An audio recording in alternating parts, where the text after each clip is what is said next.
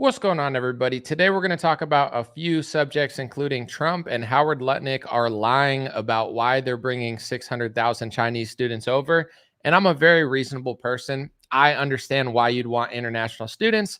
But the thing is, I hate being gaslit and I hate being lied to. And I have proof. And I'm going to show you that Trump and Howard Lutnick are just pathologically lying. It's disgusting. And I'm not a fan of Howard Lutnick. I don't like him at all. He's always smiling in the background when Trump talks about Epstein. Trump says Epstein was a Democrat hoax, and Howard's in the back. He loves that, doesn't he, Howard Lutnick? But we're going to talk about that. Second story is there's something really odd about this recent shooting, and I don't want to get too much into it now because I do want to save it for the second story. But I'll just say when a shooting happens, I'm a realistic person, and I think two things in my head. I think one, America is ghetto and mentally ill, so these things are going to happen. I'm not saying everybody's ghetto and mentally ill, but this country is becoming super ghetto.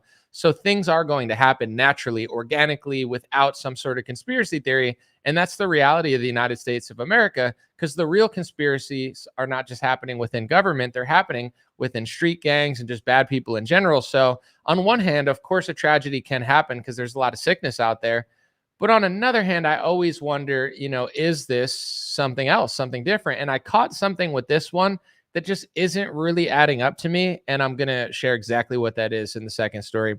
And the third story, for those who watched my show the other day, I talked about the viral situation where a black MMA fighter who was Rampage Jackson's son nearly killed a fat white guy named Psycho Stu. Why did I say the races? I don't know. Everybody thinks it in their head. I just said it out loud. But, it's become a bigger situation because it's not just two different races, but it's really like an MMA fighter nearly killing someone.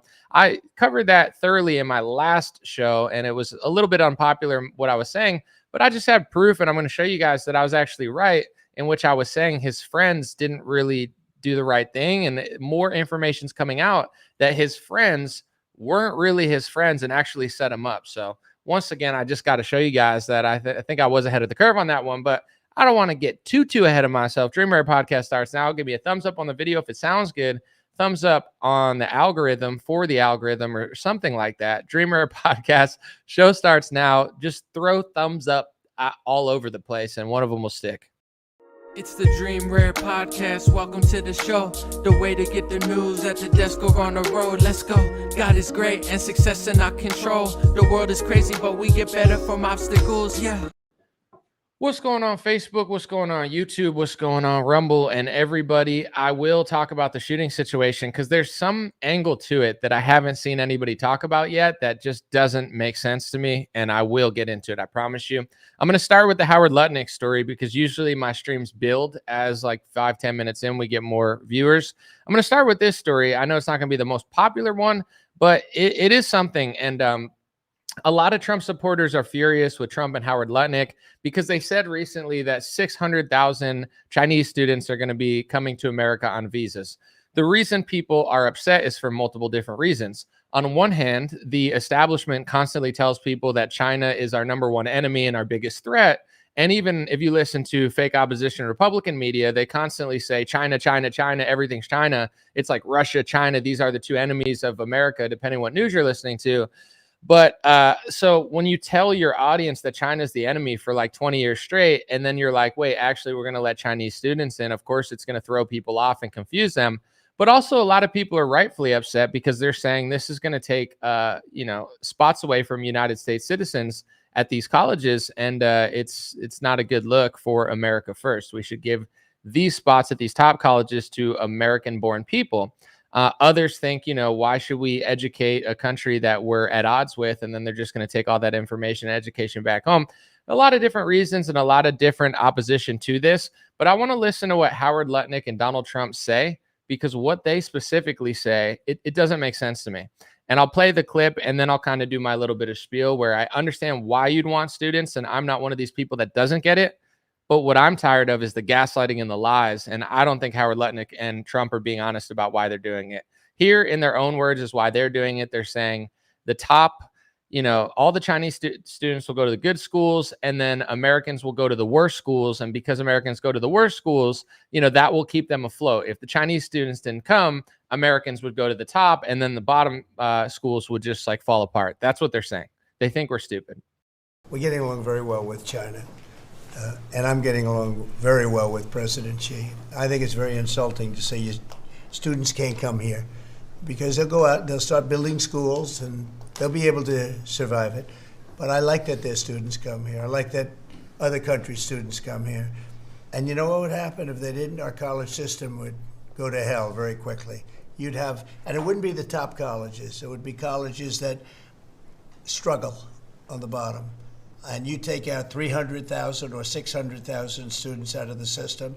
I like having, and I told this to President Xi, that we're honored to have their students here. How is allowing 600,000 students from the communist country of China putting America first? Well, the president's point of view is that what would happen if you didn't have those 600,000 students is that you'd empty them from the top, all the students would go up to better schools, and the bottom 15% of universities and colleges would go out of business in America.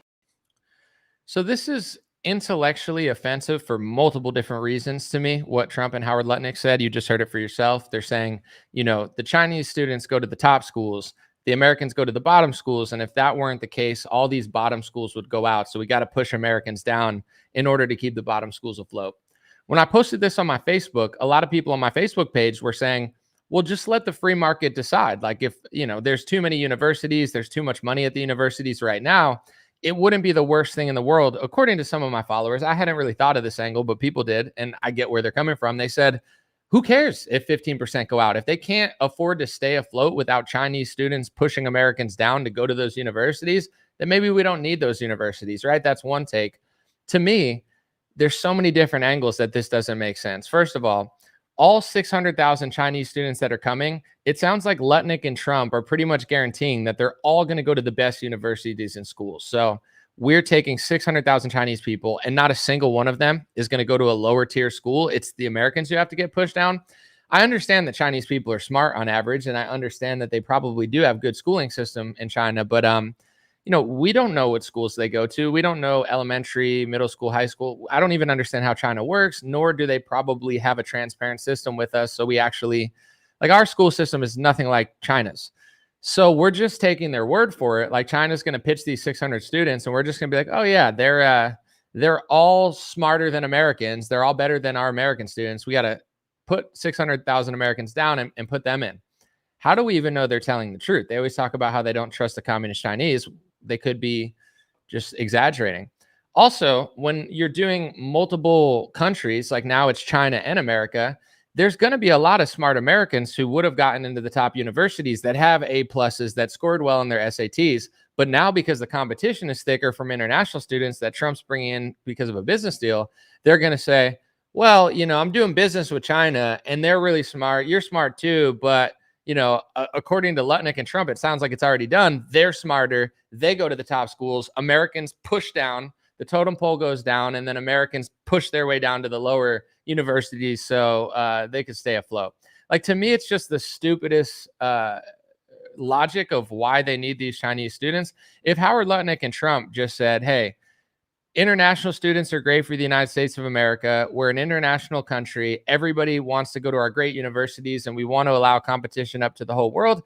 I understand that. You don't want to be so isolated that nobody wants to visit here, go to your schools. I do think it's good that international students come here. And to be honest, I don't think China's the enemy. I don't believe the media. I don't think that they're necessarily like the worst country in the world. I think they're a very competent country that is not playing ball with the deep state and the American foreign policy. And China is one of the reasons that we're not allowed to do everything we want everywhere, because Russia and China have stepped into certain situations in countries that we're meddling in. And that's why China and Russia are our biggest threats. It has nothing to do with safety or security or how good or bad their people or their cities are. None of that matters to the people that run America. It's, are you getting in the way of our foreign policy? Russia and China are. That's why they're the enemy. So I actually don't believe that Chinese students are bad. I don't think they're the enemy. I don't think that they're all spies, although I will say most of them will take that education back to China. Somebody said in my comment section, they were like, well, they're going to go to these great universities and do all this stuff in America. It's like, dude, most of these students from China are going to get the universities, study, and go right back to China and use it for their nation, not ours. With that being said, I get why you'd want international students.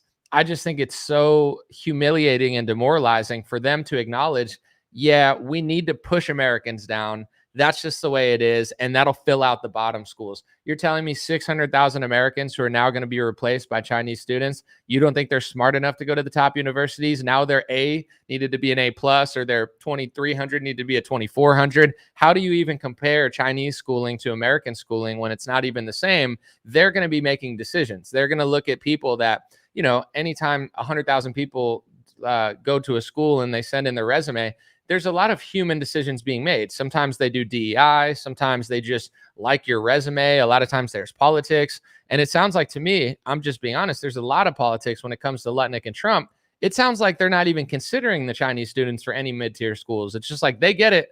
So it sounds to me like, all right, so these students, we just need to go down. We just need to get knocked down in order for them to succeed, because that's just so good for us. It's not. It's good for Trump's trade deal. It's good for China. It's good for the universities who make a bunch of money and scam American citizens constantly and put us in debt. It's good for business. It is good for business. It's not good for the average American. We're not stupid. It's not that we're not smart enough to fill these situations. It's just they have no problem replacing us for a trade deal. And I just want to say, before I move on, let me know what you think in the comments. This is a huge trend with Donald Trump and a lot of stuff he does. I get that he's better than Biden and people prefer him to Democrats, of course, but Trump is not the most moral, ethical, like America normal guy. Like, he's a big business guy. He hasn't been normal his whole life. I talked about it recently. When do you think the last time he's cared about inflation or prices or health insurance or car insurance or all the scams that we're all dealing with? Trump doesn't have to deal with like the random Indian or Filipino call center that all these companies are using that don't care about you. Not saying they're all bad. Some of them are great people in the India and Philippines. I'm just saying, like, it's not American anymore. Trump doesn't deal with that. He deals with the CEOs. He's been dealing with the CEOs his whole life. Trump's a great businessman. He's a great smoozer. He doesn't understand what we're dealing with, and he will sell us out at every turn in order to appease a leader of a foreign nation or one of his business buddies, whether it's in the school system or others. So I just think it's okay to bring over Chinese students. It's okay to have international students. I understand why you would, but to push us down, say you're pushing us down and just say that's what we need to do, that would be like bringing Chinese people over here and be like, well, now we can't eat at PF Chang's anymore. And then Trump and Howard Lutnick are like, yeah, but the Chinese people are going to eat at PF Chang's. And, Americans, now you guys are going to go eat Panda Express and McDonald's. So the lower 15% of shittier foods is consumed by somebody. Like, that's essentially what they're saying for education. It's the same thing. It's like, yeah, we're going to let the Chinese people stay at the Ritz-Carlton, but we need to knock you out of the Ritz-Carlton so you can stay at the Motel 6. But we need someone to stay at the Motel 6. So it's going to be American citizens now. Like, that's what they're saying. Howard Lutnick disgusts me. The guy is such a scammer, such a scumbag. And Donald Trump loves the guy. He does everything. Think about who the last commerce guy was. You never saw him. He was barely at meetings. Like, he wasn't. Why is this guy everywhere? Why is he laughing when Trump covers up the Epstein stuff? Why is he trying to sell big, beautiful beef to Europe that we don't even want here because it's big and beautiful because it's probably pumped with hormones? Like, dude, the business they're doing is disgraceful, but nobody even realizes it because they're like, oh, it's Trump versus the left and whatever. It's like Trump's handlers and his donors have completely taken over his administration, and nobody seems to notice. But that's my take on it. I'm going to move on to the second story. So give me a thumbs up in the chat real quick if everything sounds good. I'm going to talk about the shooting situation, which usually I like to wait a couple days in order to talk about. And I'm not going to say like super specifics right now, but I will say something that I did notice, and then I'm going to leave it alone for a few days when more information comes in. But there's a reason I'm going to talk about it. Just give me a thumbs up if everything sounds good. I'm going to sip on my coffee, then I'm going to get into it. Just read a few. Let's see. Someone said, I didn't vote for this. There's things you can't vote your way out of, and we can't spend time arguing with each other over it. We just got to talk about it because there's no voting your way out of it. There's no sitting out of the election and it goes away. It's going to be here either way. Trump will close the border, but he won't do other stuff. Like, we got to take each situation as it is and not argue over petty stuff. That's my opinion. So with this shooter, right? A shooting happens at a church, I think in Minneapolis. It's a Catholic or a Christian school of some sort. Children are murdered. I mean, it's a sick, disgusting, evil, ridiculous thing. And when a shooting happens, because I know how the world works, I read history, I've read declassified files that they've published in mainstream media. I know that there's one of two options every time a shooting happens, right? And you can call me crazy, you could smear me, you could slander me, but it's the truth, and I'm not a bad person. I'm just logical, and I'm not an idiot. Right? Two options. One, America is a messed up place. It's ghetto. There's a lot of mental illness. There's crazy people of all types. And that's America now. So when a tragedy happens, I don't necessarily think it's a conspiracy that the government did. I understand that there's crazy people everywhere all the time. That's the country we live in. It's not a high trust first world country anymore. We have the economy of a first world, and we have the crime of a third world in this country, and they underreport it. And it's happening even in the suburbs. And this country is not what I remember. So I'm not shocked when something bad happens. Obviously, it sickens me to my core and I don't like hearing about it. But in a country full of pharmaceuticals, liberal perversion, mental illness, unfettered immigration, just all sorts of issues going on, there's going to be tragedies that happen that are real. The second option is I understand how the elites of the world work. I go back to the JFK files because that one's provable, declassified, and more recently given to us. And they wanted everybody to hate Fidel Castro. And in order to do that and amplify their agenda, even though a lot of people already hated Fidel Castro because of media and just in general, a lot of Cubans hate him. But they said that they were going to sink a boatload of Cubans, real or simulated, and stage bombings in Miami in order to scare people and so they could do their foreign policy. The people who run our country, there's some great people, right? There's a lot of good people in the government, I'm sure. But at the top level and probably over the good people are some really sick individuals, some really sick, messed up people who start wars and don't care what happens. They're sick. So I understand that if they want to accomplish something, they need a tragedy to accomplish it. If they want to take your guns away, if they want to take your First Amendment away, if they want to lock the country down, if they want to print a bunch of money and give it to pharmaceuticals, if they want to start a war with Iran, if they want to start a war in Syria, if they want to invade, they need a reason. And they don't sit around and wait for a reason like, oh, if the reason doesn't happen, we won't get what we want. They always get what they want. They either do it or they give you a reason to then accept that they're doing it, or they just do it either way.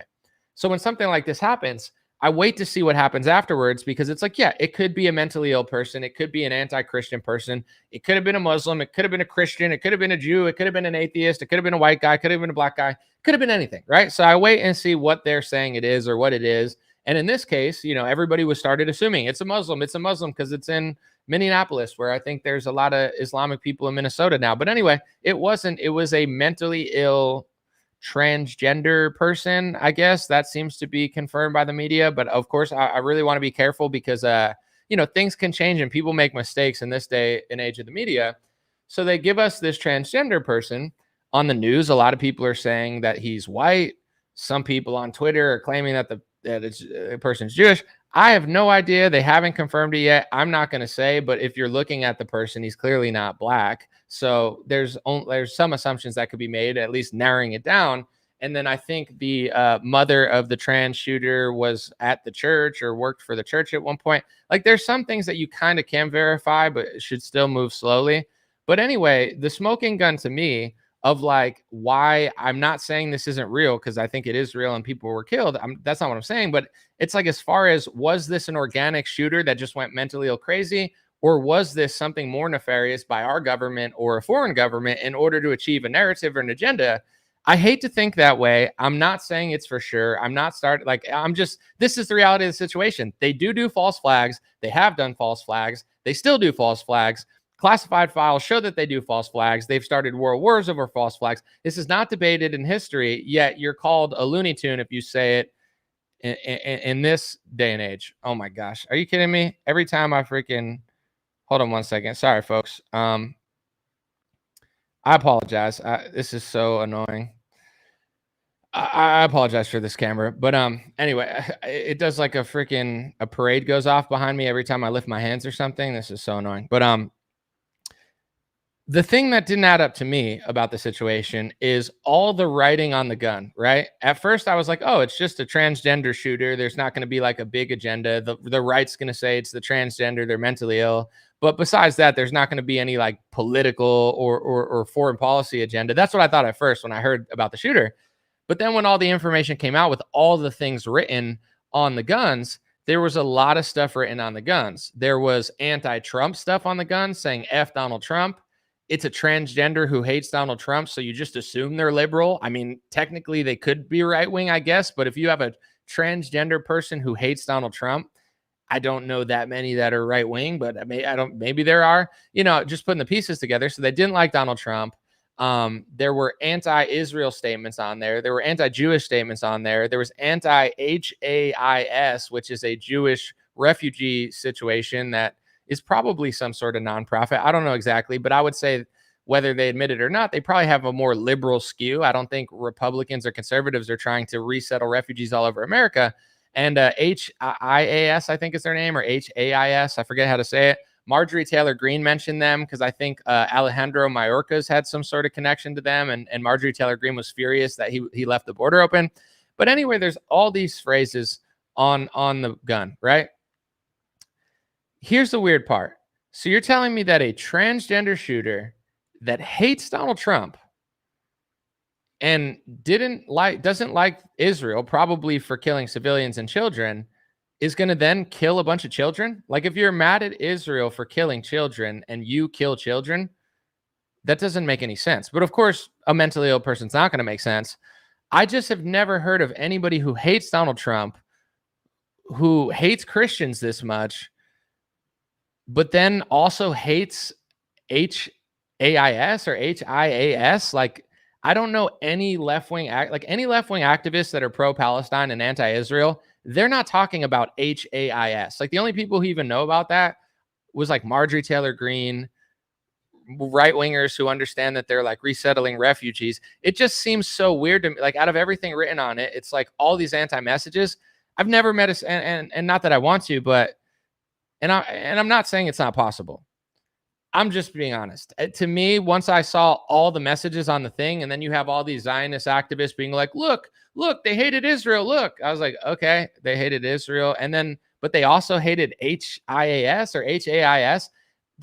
It's just, the chances to me are so small, but it's definitely possible. Someone could just be online receiving all this information, going crazy, taking a little bit from each side or something. But it just, I don't know. It seemed very weird to me. If it was some left-wing trans shooter who hated Donald Trump, I would assume that they would support HAIS and not like hate them. It just seems so unlikely. And so, like, if someone were to write a bunch of stuff and then, use it in order to achieve something, that would seem like the way to me. I'm not saying it's done, but let me just play a clip real quick of Trey Gowdy, who's already blaming young white men and saying we need to start taking guns away. And notice when he says he needs to take guns away and he needs to essentially work around the Second Amendment, he's not saying for trans, mentally ill, left-wing activists or whatever. He says young white men. So now every man, including like most of our military, every young white man is now responsible for this shooter. I mean, this is Fox News. Imagine what they're saying on MSNBC, because this is supposed to be your side. This is Trey Gowdy, the guy who looks like a lesbian bald eagle. And so we're going to have a conversation of freedom versus protecting children. I mean, how many school shootings does it take before we're going to have a conversation about keeping firearms out? It's always a young white male, almost always. I mean, did anyone this morning think, I wonder if that was a female? So you're telling me that Trey Gowdy is going on the news to demonize men essentially and be like, it's always men, it's always young white men. That's a trend. We all know it. What are you suggesting? Because you're mentioning taking away Second Amendment rights from what? Are you going to start screening all young white men because a transgender activist shot a bunch of kids like a demon? I don't like it. Why is that the first thing that Trey Gowdy thinks of? To me, it just doesn't seem organic. It doesn't seem organic to me that Trey Gowdy immediately goes on Fox News and says, young white men, it's always young white men. And the Second Amendment, we really got to relook at it. Young white men. What type of young white men, Trey Gowdy? What do you want to do to young white men, Trey Gowdy, because a trans shooter killed people? What do you want to start doing? Screening young white men, let me guess, who disagree with your foreign policy maybe, and start like spying on them or something and trying to take their guns away if they, cross the line of what you consider hate speech or something? Like, what do you mean by that? Because it doesn't really make sense to me. I get you don't want sickos to have guns. And I totally, completely agree that we should have a rational conversation about it. But as far as like in other countries where they don't have guns, people who hate people, then they take a big car and then they kill 20 people in a car.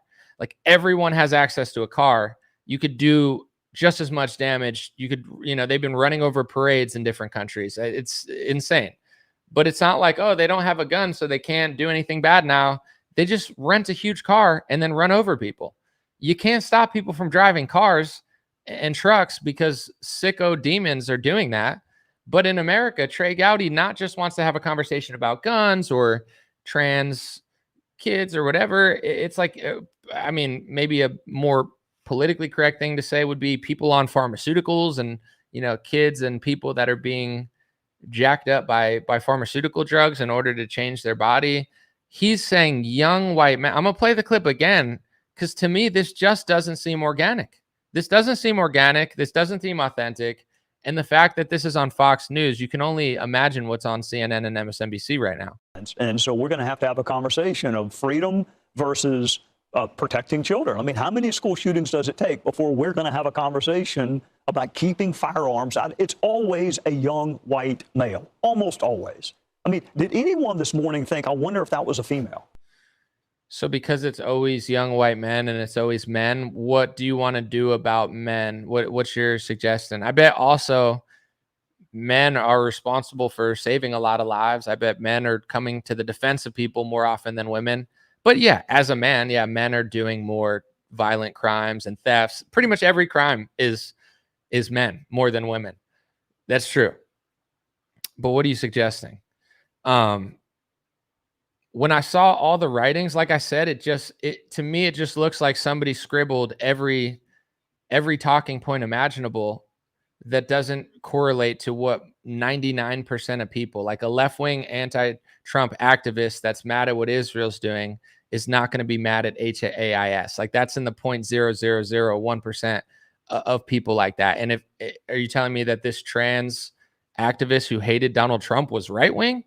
A right-wing anti-Trump trans activist feels really comfortable on the right wing, and with the HAIS, I feel like it's suggesting like, oh, they're anti-Semitic. They hate not just Israel, but they hate all these people.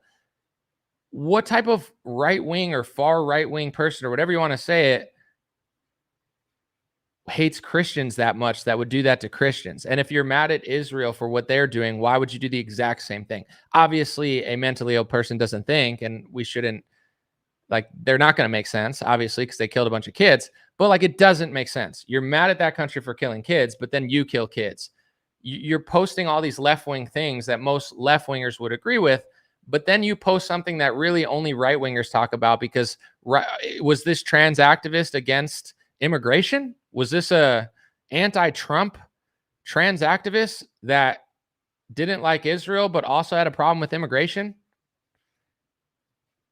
It's possible, I guess. I mean, anything's possible, but it doesn't really make that much sense, in my opinion. And the more things they write, the more people now can use to fundraise and push for more speech laws and say, look, now anybody talking about this or organization is a bad person.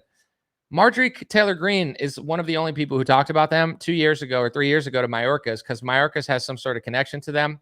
And he was leaving the border open, essentially. And he had connections with that Jewish nonprofit that resettles refugees or whatever. This trans activist, a big Marjorie Taylor Greene fan now, she's far right, but hates Christian kids. It doesn't, I'm just saying, it doesn't, obviously someone mentally ill is going to do weird stuff, of course, but it just doesn't make any sense whatsoever when your manifesto is like all over the place and just so happens to have everything that certain people would want to use to censor people and now justify shutting down other people because of what they say. Or Trey Gowdy shutting down an entire race and group of young white men because they just happen to have the same skin color and gender as a trans shooter. Like it's insane. So obviously it could be organic because this country is weird, but it's one of, I would say I'm not a very fearful person because, I try to fear God and just live my life. Like anything can happen at any time. So I'm not going to be a pansy about it. But one of my biggest fears is I know the way the elites work. And if you're doing well in media and they can't stop you and they can't, like make people hate you and you have a bigger platform than them, I feel like the people who run this country are not above writing people's names down in manifestos. And I remember it happened to Tim Pool and Candace Owens, and it's really scary. Like Tim Pool, I don't like Tim Pool. I think he's a horrible person. He wears a beanie on his head because he's bald and he doesn't shave the sides and he doesn't want anybody to see. I can't stand Tim Pool. I don't like him at all. However, even though Tim Pool is an idiot, he's not responsible for something someone else does. And when his name is in a manifesto, now the spotlight's on him and he probably has to deal with way more problems. So I just think even that one, even though I hate Tim Pool, to me, that didn't seem really organic. Like a lot of liberals hate Tim Pool just because he's more right leaning. Even though he's a shill, he still serves some sort of purpose to deflect their agenda and they don't like it. So I just feel like people that run this country and people that run foreign policy, they would do stuff like that. They would write things, they would make a manifesto, and they would use it to achieve certain goals. There's things they want to do that they can't do. The information battle's being lost in America. They've lost the podcast. The free speech is better than it's been since like 2015. They've allowed Facebook and other social medias to actually have conversations. And people who don't like free speech don't like that. So when something crosses the threshold of that, they then get to use that and blame everybody. If something happens and someone writes something on a gun, I don't use that and say, oh, that's your fault, Joy Reid, because that person wrote Joy Reid. Not that happened. I'm just using a fake example. I don't do that. Do you know why? Because they'll do the same thing to conservatives. And it's that easy to do where it's like Joy Reid is a psychopath, but millions of people listen to Joy Reid and just sit there and get pissed off. They don't go do something because as a person, no matter who's yelling, whether it's Dan Bongino or Joy Reid or, Brandon Tatum's yelling or this or that, that doesn't everybody listens to people and then they just act normal. It doesn't make you go commit a crime. So this is an obvious agenda that they're going to do at some point, and they already do. We can't stop that person's free speech, but if someone else does something crazy, we could say that person inspired that, and they could try to get you like Charles Manson or something like, oh, you're technically like Charles Manson. Like you didn't do it, but you said to do it, even though people aren't saying to do it, but they could say, you said this, and this person said this, and this person said this, and then this person did this. So, when you did that journalistic report on that organization right there, and someone heard it and then wrote your name in a book, now we could come after you. They're going to do that. They probably are already doing that. And it provides multiple levels of games being played. I just think the chances of a trans activist who kills a bunch of Christian kids after they're upset with another country that's committing atrocities, they themselves commit the same atrocities that they're accusing others of doing. They hate Donald Trump. They hate Christian kids. Yet they also hate a refugee organization. I don't know any trans activists that hate Donald Trump and hate Christians that just really care about an organization resettling refugees. Like this person was all over the place, which is possible because they were crazy, but it just doesn't seem very likely to me. It seems very weird. And it'll be interesting to see what they do after this, because that's the narrative. And I hate to think this way, and I hate to even talk about it because even talking about it could get me in trouble, but it's just the reality that we live in. The JFK files said that the government wanted to stage bombings in Miami. The JFK files said that they were willing to blow up a boatload of Cubans in order to achieve a foreign policy. If they're willing to blow up a boatload of Cubans and kill Cubans in order to turn the American public against Castro, what else would they do? All you have to do is look at history to see other things they did. I'm not super familiar with World War I and World War II, but the history buffs that I know say that false flags got us into those wars, or an event that wasn't exactly what they said. I've looked into the Levant affair, which was Israel was going to plant bombs in like a bunch of hotels or something to blame Egyptian communists and Muslim brotherhoods, but they got caught. So it didn't really actually work, but they were going to try to do that to get their allies to do something that they wanted to do. Like that's part of history. Look up the Levant affair and you could find it better described than I'm talking about. Other countries have done it as well. America's done it. So I'm just supposed to believe that just doesn't happen anymore. I already know what the deep state is doing. I already know what they're not happy with, and I already know what they want to change. And if a tragedy pops up that just so happens to feed into all of those narratives, to me, I at least have to question it and leave it open and be patient with it. But, I know that the American public is not on board with the foreign policy right now. America never would have invaded the Middle East, but then 9/11 happened. And then it was like, oh, there you go. There's your, look what happened. Look what happens when you ignore our problems. Now go deal with them. That's what people said to us essentially. It's like, you thought you were going to be okay. Like when America doesn't want to get involved in a war, people start veiled threatening Americans, right? They start saying like, no, you should help us. You should fight our battles. You know why? Something bad's going to happen to you if you don't. Something bad could organically happen. People could be right? They could have warned us and we could have not listened. Or they could be doing them in some situations.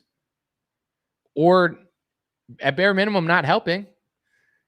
And it's the same story over and over and over and over and over again in history, but you're just not supposed to talk about it or say it. I'm not saying for that specific one, that's what happened, but it's like someone asked me to talk about PBD. I might make a whole nother video on it. He interviewed Netanyahu. Two things that stuck out to me in that interview. One, Netanyahu said, PBD, where are you located again? Where's your your studio? And PBD said Fort Lauderdale. And Netanyahu said, oh yeah, Iran's bombs, they're eventually gonna reach where you're at, blow you up, could blow you up. Like it was like he's trying to like tell Patrick, like, Europe could get bombed by Iran. So America and Europe should help us because you can get bombed by Iran. But then he was like, where are you at, PBD? Oh yeah, they're gonna hit you too, or they could hit you too. It was real. Like if you watch it, to me, it comes across as like, on one hand, yeah, he's warning Patrick as a friend, but to me, it comes more like mafioso. Like, yeah, you should help us because it's going to be everybody's problem pretty soon. Like it doesn't come across as like, oh, thank you, buddy. Thanks for warning. It comes across as like, all right, we better listen to what you say or else something bad is going to happen around here. That's just how it sounds. And another thing from that interview is Patrick. I mean, I'll do a whole video on it. He was one of the most softball interviews I've ever seen. He didn't ask any good questions. They talked about October 7th, but Patrick didn't one time reference Israeli publications that were talking about the Hannibal Directive or initiative. And you don't have to go to conspiracy theories for that. It's in Israeli publication. So I'm not saying, I'm sure Netanyahu has an answer for it, but as a journalist or a news analyst, like Patrick did like nothing. I mean, that was one of the weakest, saddest interviews I've ever seen in my life. And Patrick's entire social media is getting eviscerated because of it, because he just sat there and just said nothing, basically. With that being said,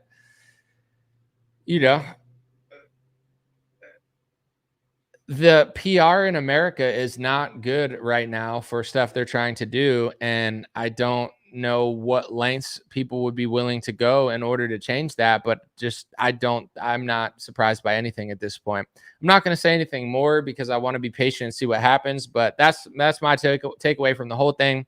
When it first happened, I thought, okay, this seems kind of random and just like a bad news.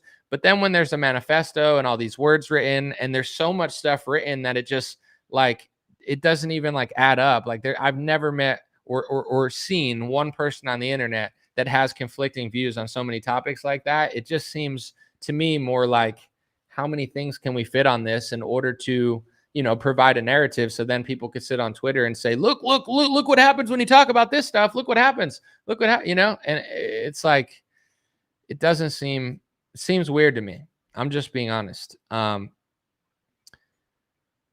before I move on, it's tough to talk. It's literally tough to talk about this because they'll be like, oh, you're such a bad person. How dare you quit? How could you not question? Our whole life has been a lie. They've lied about pharmaceuticals. They've lied about literally everything. I grew up, the teachers were lying to me. The television was lying to me. Our food is garbage. They're injecting kids with like 15 shots, 10 shots when they're born, whatever, however many, the childhood vaccine schedule, you get banned off social media for talking about it. Like, I'm sorry if I have questions here. And then they declassify JFK files and it says everything that I've always known happened. So now we know for a fact that they do that. But now I'm supposed to just sit here and act like it never happens and no one should ever talk about it. It's pretty ridiculous. But with this one, something seems a little off, but at the same time, America is pretty ghetto. So ghetto things are going to happen in a super ghetto country. First world economy, third world crime. America is like Sodom and Gomorrah. It's like, we got a good economy though. Yeah, well, that's why, people should read their Bibles. I'm not a perfect person. I'm not a preacher, but money is not everything, right? I like not being poor, I guess, like I like that America's not poor. That's good. I appreciate it. I'm glad we're not a third world economy, but we're like the living proof of why economics isn't everything.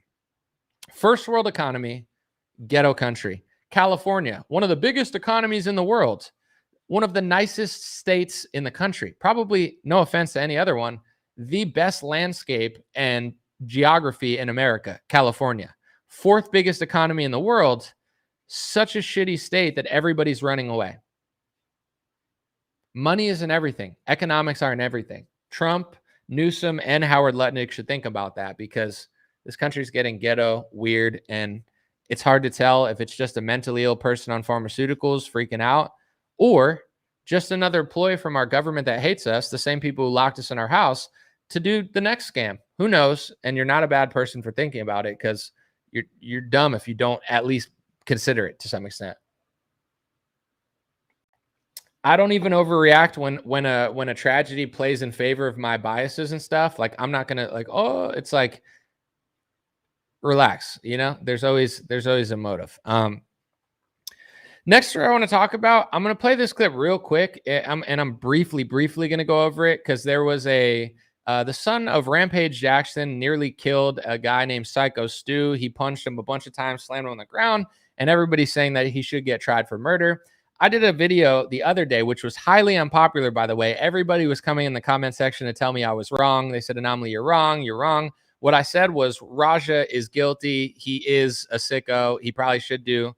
Oh my gosh, this is hold every time I put a thumbs up, it like freezes. It's so freaking. I got to use a different streaming service. It's so stupid. But I agreed how bad Raja was and how responsible he was, but I said Stu made mistakes and his friends made mistakes, and people said you're wrong. It's all Raja. And I'm just gonna play this clip because I knew it was unpopular, and I knew nobody. I wasn't blaming Stu necessarily, but at the same time, I was like, he did do some stuff, and his friends kind of did some dumb stuff too. Here's a clip from, I'm just playing it. I chopped it up. It's from ITP MMA Live. He did a good breakdown of it. So check out this full video, ITP MMA Live. There's now evidence that even Stu's real friends, like the guy who saved him, are saying that Stu got set up by his friends. Just like I was talking about last time. I said, dude, they did some really dirty stuff there to let him in the ring and tell him to seek revenge. And people were like, no, you're wrong, Anomaly. It's this and that. Watch this clip. Once again, I'm vindicated. Once again, I'm ahead of the curve. I'm saying something unpopular, but I'm not saying it because I think Raj is innocent. I think he's guilty. I'm just saying it's not just like, there's more to the story, and here it is. But the most disgusting thing is that people at this school are being encouraged to not cooperate with the police. From what I hear, the police were there investigating the scene shortly after Stu was removed, and there has been multiple requests that have gone downstream from upper management to not talk with the police directly if they are contacted, and to only let a certain group of individuals interact with the police. That is extremely dishonest. You guys let your friend almost die, and now you're trying to have people lie for you. And you to every single person who replied to them, yes, sir. All right, so I really wasn't planning on making another video about the Raja Jackson situation so soon, but some of the guys from the wrestling promotion KnockX Pro have revealed that these scumbags are trying to cover up the beating. I remember seeing that, kind of being in shock, and then I just went. Outside of that, running in, there was other people that could have got involved that I made eye contact with, but they just stayed by the stage. Let me put it this way. I'm sorry to Stu that the people that said that they were your friends let this happen. I really think that Malo deserves a lot of praise for likely saving Stu's life, or at the very least preventing even more serious injuries than he already suffered. The guy's a hero. Speaking of Douglas Malo, it's being reported that he's calling for the prosecution of not just Raja, but also Andre Hudson, who's this guy that encouraged him to get his receipt before the event started. So when you run in on his shit, you fucking give him his receipt. You remember what a receipt is? Give him that fucking receipt, bro. Tag his shit. So that one guy told him, give him his receipt, basically saying, like, do something dirty to him. Nobody wanted to say it because everybody either just wanted to defend Raja or blame Raja. I'm blaming him. He's totally guilty. But everybody was just like, Stu did nothing wrong. His friends did nothing wrong. The wrestling promotion did nothing wrong. It was all Raja. I could just tell by looking at the situation. It's like, why would you let someone that's pissed at your friend into a ring? You got guys on there telling them, go do something to him in the ring.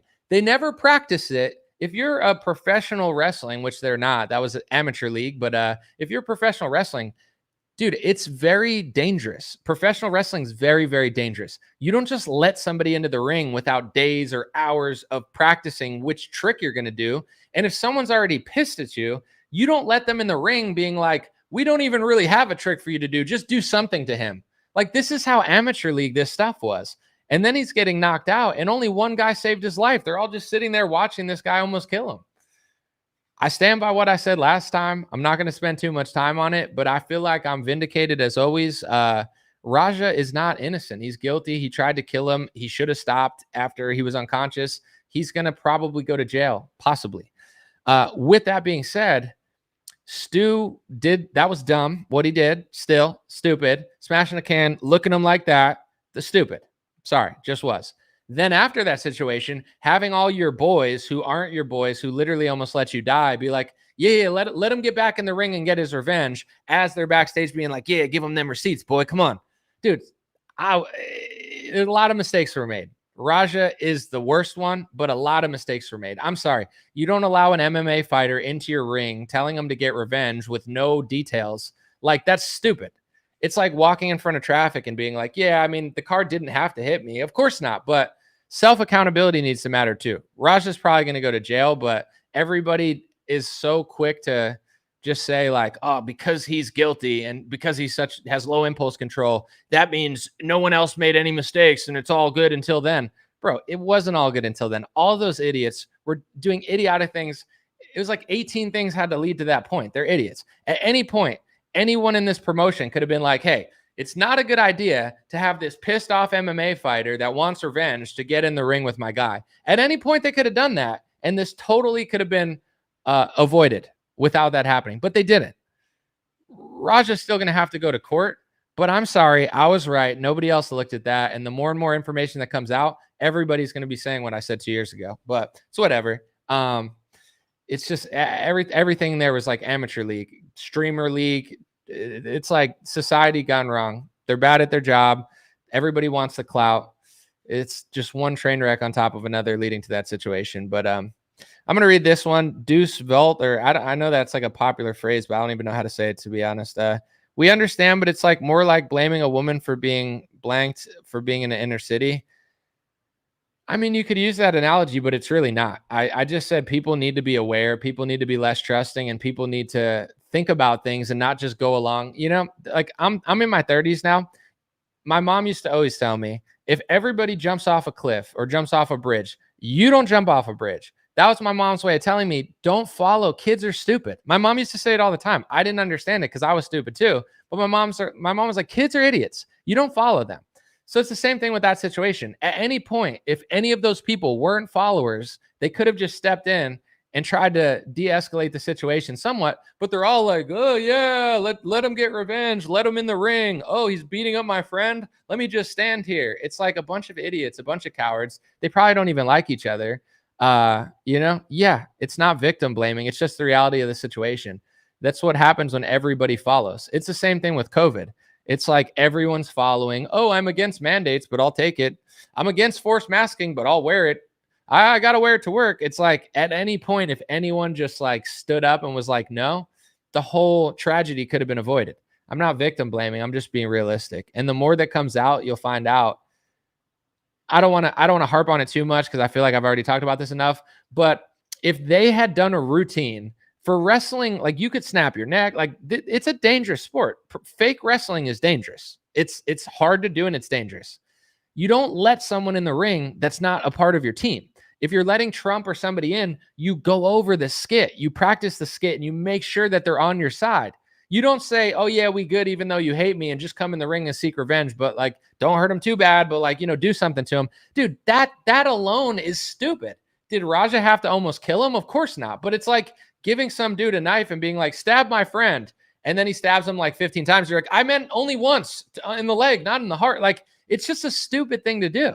Like, what they did was stupid. And nobody wanted to say it because Raja is a psycho. So everyone wanted to be like, look at that guy. Sure, I agree with you on Raja, but they made a bunch of mistakes. Nobody said it. It's true.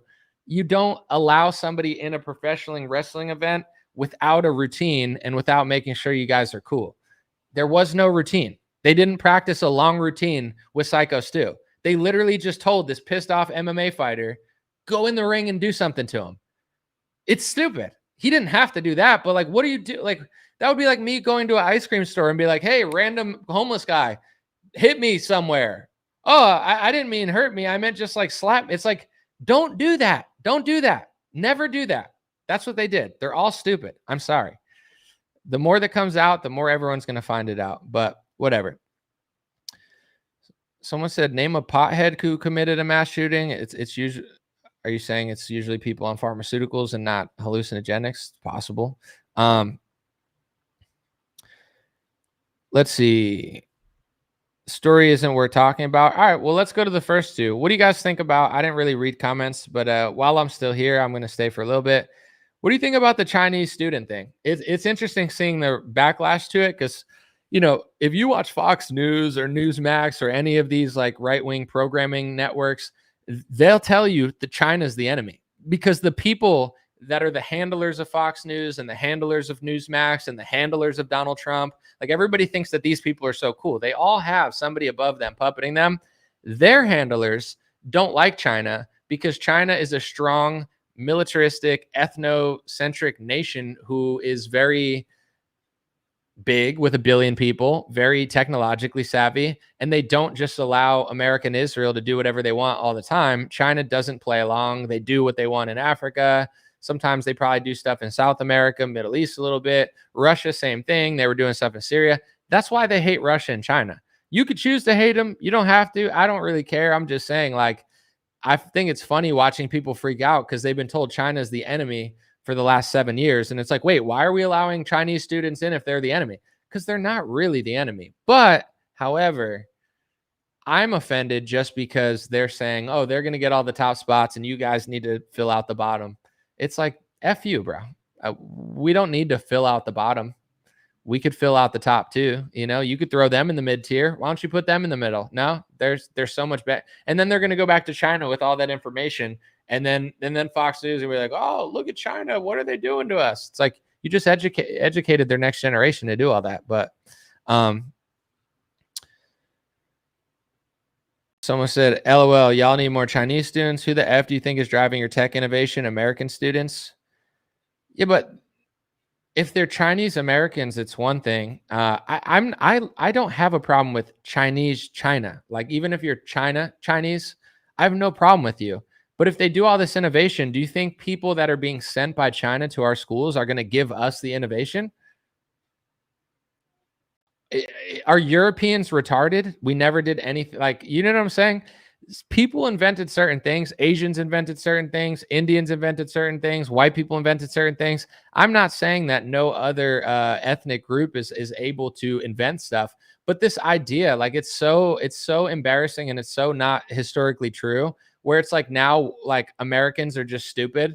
We've invented a lot of the best stuff. Even before America was, like, you know, heavily Asian. I like Asians. I'm just saying, like, white people have invented a lot of stuff, innovative, intelligent. Obviously not everybody. There's stupid white people like any race, but it's like this idea, like, now we have there's no smart white people left. We need Asians to innovate everything for us. We need other people to work. We need Indians to do phone call services in the Philippines. Like, no one can do it. What is our role in the United States of America? If you're a white guy in America, everybody's just saying you can't do anything. It's like, okay, I'm not playing the victim. I don't care, but I just don't agree. Like, you can't do this. You can't do that. You need Asians to do this. Do we? I mean, maybe.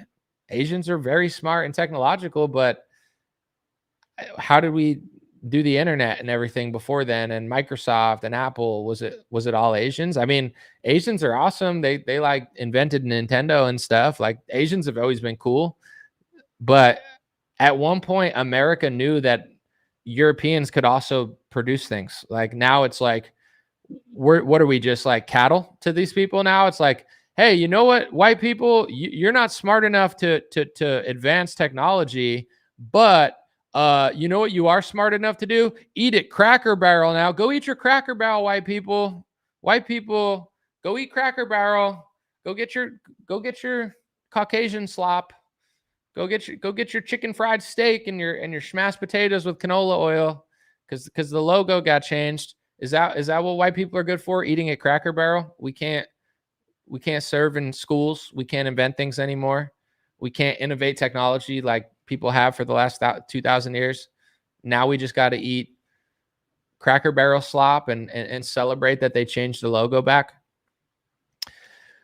On the note of Cracker Barrel, I forgot to I have my opinion about Cracker Barrel. Besides that, their brand was dead in the water. Like they got billions of dollars of free promotion. I mean, they spent money on the whole thing, but they got more promotion than they spent. I would say it's a successful ad campaign. And now they're keeping the logo. So if you think about psychologically what happened to Cracker Barrel, they're everywhere. They just got, like, as if they're Taylor Swift. They got Taylor Swift level promotion for 2 weeks straight, and nobody cared about them. 2 weeks of Taylor Swift level promotion. You didn't piss off liberals because they didn't do anything Republican. They caved to right-wing pressure, so they kept their old logo. They didn't lose any demographic. Now right-wingers are going to go sit there and be like, haha, we're eating at the old logo. They're probably going to get more service than they ever had. And outside of their logo or not, which is an interesting conversation, the new one was boring. The old one had style, but the old one was also, it's nostalgic, but I get that it's not like, if you're looking from far away, sometimes it could be hard to see. Like the new one was very clear, but super ugly. But my point is this, outside of the logo, because I like the old one better, but nostalgic reasons, Cracker Barrel is an antiquated business model. I've watched business videos on that type of restaurant, like your TGI Fridays, your Chili's. These restaurants have been suffering because back in the day, I would go to TGI Fridays, I would go to Chili's. I always used to go to Cracker Barrel when I was on the road. It was like, oh, this is cool. Now you have Uber Eats, right?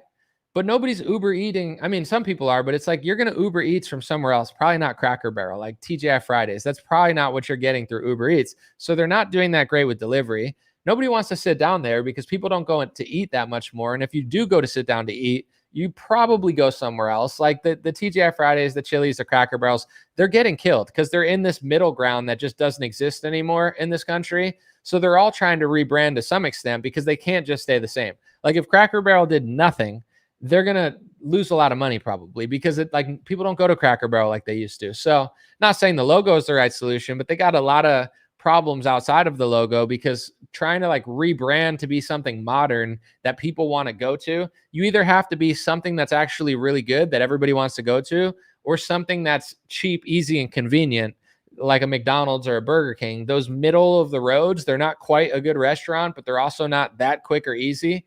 Nobody wants to eat there anymore. Like I used to love TGI Fridays. I would probably never go to a TGI Fridays again.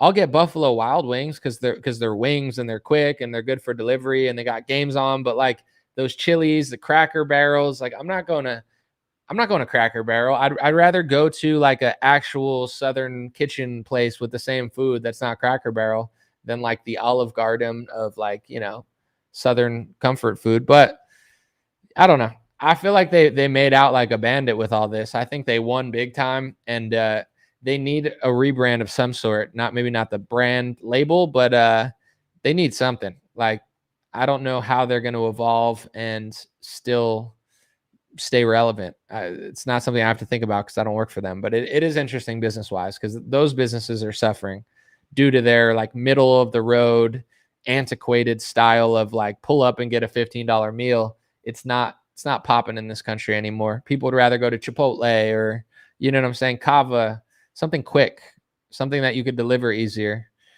I would never get a chicken fried steak delivered or something. All right, let's see. Someone said the Asian who is considered the tallest man alive. What is this? Hold on. As far as people know, I don't know what you're talking about, but I'm confused.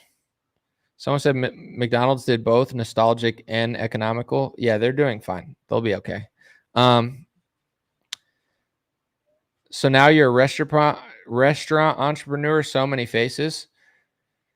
I mean, you could laugh at me, but I am very well rounded. No, I'm not a restaurant entrepreneur. I couldn't run one. I'm not like in the space of it, but I am an intelligent person who studies things because it's interesting to me. So I think my breakdown of those cheap but not quite, you know, desired restaurants are struggling. You don't It's not like I came up with that myself. I mean, I've had conversations with people about it, but I just watched business YouTubers talk about the business of it, and they go through the analytics and the, you know, how much they're growing or losing. So no, I'm not naturally an expert at restaurants, but if I study and educate myself, then I know more than the average person about it. So is that funny to you?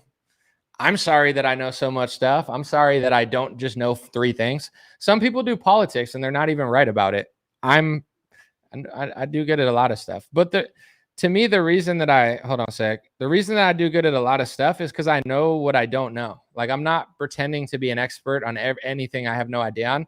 There's certain people that have podcasts that they feel the need to act like they're right about everything all the time. I don't really do that. It's like I'll lean into stuff I know. But if a topic comes up and someone asks me about something I have no idea of, I don't feel the need to be like, oh yeah, I know what I'm talking about. Like, I don't. I'd rather fall back, learn about it, and make sense. So yeah.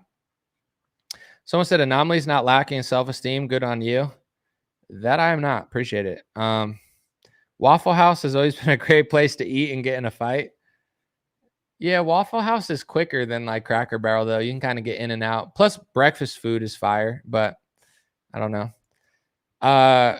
Someone said, Anomaly, do you really think Chinese students are wanting here for our education? I don't get it. It's a good point, Mandy. I mean, they have good education over there. They have good universities. So why would they want to come to an American university? I'm not really sure. I don't know. Maybe they want the international experience. Maybe they want liberalness or something. I don't know. I mean, there's some good U.S. universities that are prestigious. You know, it looks prestigious, but these are questions you got to ask Trump. He's the one that's gung-ho about them. I'm sure some of them want an American education, but yeah, there's ulterior motives there, I'm sure, depending where they're going in life and what they're trying to do, or what purpose it would serve to go to like Yale and Harvard instead of like China's big university. I don't know. Someone said your higher education systems are still pretty. Are you Chinese? Your higher education systems are still pretty impressive, but the trend is definitely changing. That sounds accurate to me. I think so.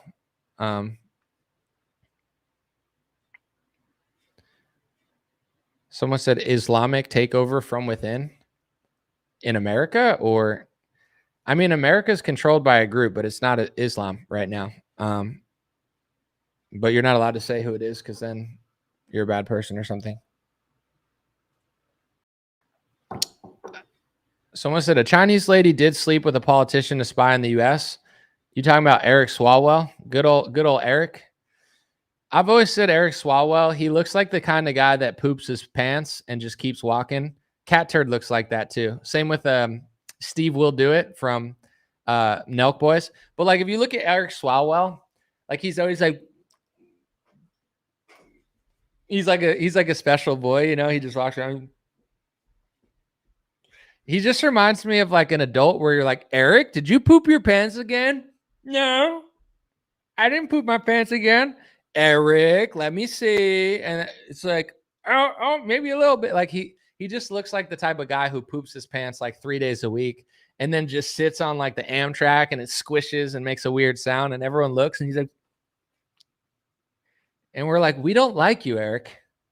We don't like you because you pooped your pants again. I remember I've said this on a podcast. It's been a while though, but I told my friend that Steve Will Do It from Nelk Boys looks like the kind of guy who poops his pants. And then like Bradley Martin, who's like a gym bro who's friends with him, he posted something. It was like, yo, Steve pooped his pants. Oh my gosh. And they posted a picture. It's disgusting. And my friend was like, bro, how did you know Steve Will Do It poops his pants? I was like, I didn't say he poops his pants. I said he looks like the kind of guy who would poop his pants. How did I know? Just look at him. Look how he acts. He acts like he's like a caveman. He acts like he's like not even like developed, you know? That's how I know, because he looks like it. Same with Swalwell. He looks like a poopy pants. But yeah, I think he slept with a Chinese spy or something, and he's really sorry for it. He promises he won't poopy his pants anymore, and he won't sleepy with a Chinese spy. But I don't know. You got to ask Eric about that. You would be on my bug out team. I don't even know what bug out is. It a game or something? Are you making up a game? Keanu Reeves' father loved a pretty white girl. What are you guys all right? What are we doing here? Just like late night gooning hours or something for you guys? You guys are just talking about weird shit. Listen, this is a family show. Let's relax out here, boys and girls, or whoever that is. I don't know. Swalwell still holds a seat too. Yeah, the Democrats are fascinating. Oh, here we go down the rabbit hole of potty training, something like that. Michael Manson said Swallowwell is a pathetic little sissy boy. It's a fun comment. Thanks, Michael. Thanks for being part of the show today. See, it's interactive. We're engaging. This is an engaging show. Someone said white ladies are the hottest on average. The hot ladies are white, though. Dude, Robert on Facebook. Is it Facebook or YouTube? You sound like you're. Oh, it's YouTube. I'm just gonna like. You got senorita in your. What are you like drinking alcohol? You just gooning or something. You're like white ladies are hot though. Whatever you want, my guy. I don't know. There's beautiful women of all kinds, but you don't have. It doesn't make you a racist if you only want one set of women. I won't call you a racist. No one else will either. But if you like the Latinos, listen, there's going to be some guys in the chat that understand, but you don't. But no one's talking about this. So who you're having a conversation with about this stuff, I'm not sure. Now it's me, but before it wasn't. So I don't know how you got to this point, but here we are. We're going to move on. Good luck, though. Heidi said, I'm white. Thank you. There you go. There's a white woman, but don't start talking to her because that would be weird. But I would assume that there's more than one white woman watching the show, but you never know. Renee said, your audience is interesting. Thank you, Renee. I appreciate it. I'll take that as a compliment. You know, interesting. It's like, you're interesting. You never know if that's like a good thing or not. I can't control my audience, but I don't know. You post enough stuff and it's like honey. The flies start coming, or the bears. I don't know. What does honey attract? Bears, flies, bees, people come to the show. Have I ever seen Sofia Vergara? Of course. There's good-looking women of all kinds. But like I said, you can like what you want. You don't have like if you who was it recently? I think it was like Brandon Tatum. He was calling like Nick Fuentes a racist, and like understandable, but his reasoning was like so dumb. Brandon was like, he only likes white chicks or something. And I was like, bro, you can't find some better racist material on Nick Fuentes. You have to go with like he wants to marry a white woman or something. Like that's like what? I don't like if a Hispanic only wants to marry a Hispanic, are they racist? If an Indian has an arranged marriage and only wants an Indian, it's not racism. It's just in-group preference. It's everyone else can do it, but if a white guy does it, he's racist. He says other racist things that are way easier to have a conversation about. Like the fact that was the first thing Brandon said. He's like, he only wants a white wife. It's like,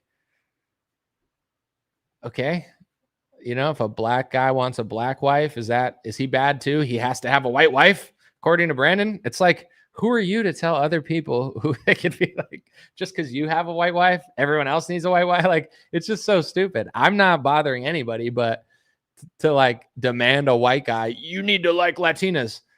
You don't have to, but there's enough guys that do. So there's no shortage of guys who want that. It's not like we need to like rig society in their favor or something. Like the natural market will work its way out. There's people out there that will do whatever they can, dude. They don't care as long as it could be Mrs. Potato Head, as long as it's got a hat on, it looks like a woman. There's guys out there that'll marry it in a second. So You know what I'm saying? Like, you don't gotta call people racist for wanting to marry within the same race. I mean, you can, but I don't think that makes you a racist personally.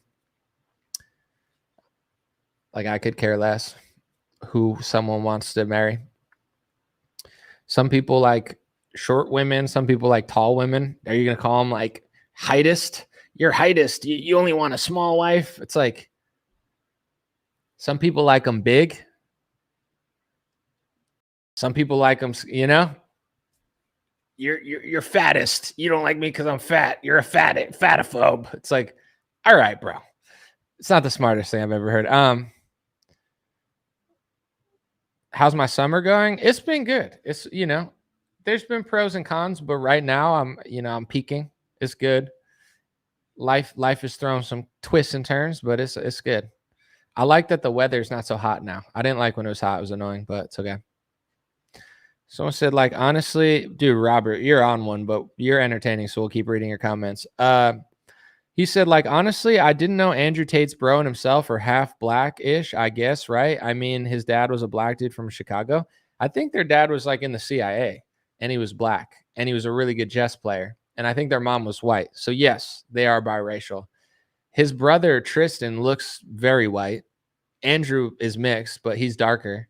But yeah, I think they're half black and half white. And their dad was like a grandmaster chess player, but also was part of the CIA.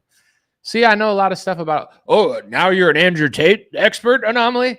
Dude, I don't know. I have to work on the internet all the time. You would hope if I run a freaking news show where I have to talk to people for hours, you would hope I knew something, right?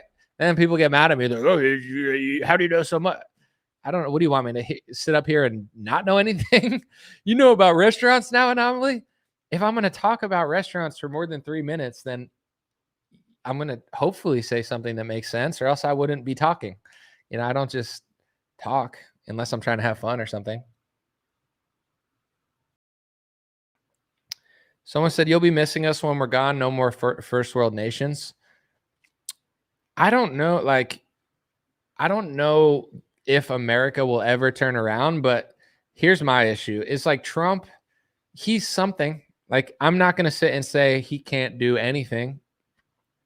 He's just not the be all end all. And I feel like people are too addicted to him. So I don't, like, I've said this for a while. The next Republican president that's not Trump, people can't like him this much. Someone was telling me yesterday that there's like mega churches that put Trump on the screen with his ear, and they're like, Trump was sent by God. It's like, bro, that's crazy idol worship. But also, we need a president who isn't so well liked, and then we could fix the country. Like, in a weird way, it's not going to be Trump because he's not even really trying that hard, but everyone thinks he's like Jesus. So it's a bad, like, it's just going to be 4 years, and then they're going to like blame the left, and then it's like the Trump like YMCA dance party has to end at a certain point, and Republicans have to get unbrainwashed and stop idol worshiping a politician. Like when Ron DeSantis ran for office, everyone's like, look, he took donor money. He's controlled by the donors. He's passing speech laws.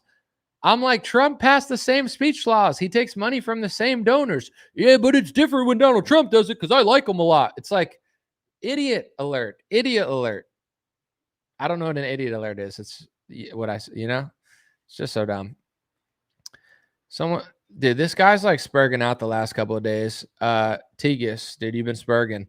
Bro, he is changing the Constitution in favor of the USA. Well, I don't think the Constitution is supposed to be changed. It was in favor of the USA before they tried to change it, but okay. Birthright citizenship is ending. It's a positive in my opinion. Census is being fixed. Another positive. Redistricting can go both ways. I'm not saying he's doing nothing great, but you're pointing to like two things that he's doing good. I'm impressed by some things, but it's not the be all end all. Like, I get that it's like a video game for you where it's like he does two things for you and everything's being fixed. I don't see it that way, but if you do, it's fine. Just calm down. Someone said it's all theater. Stop giving a F who's acting as president.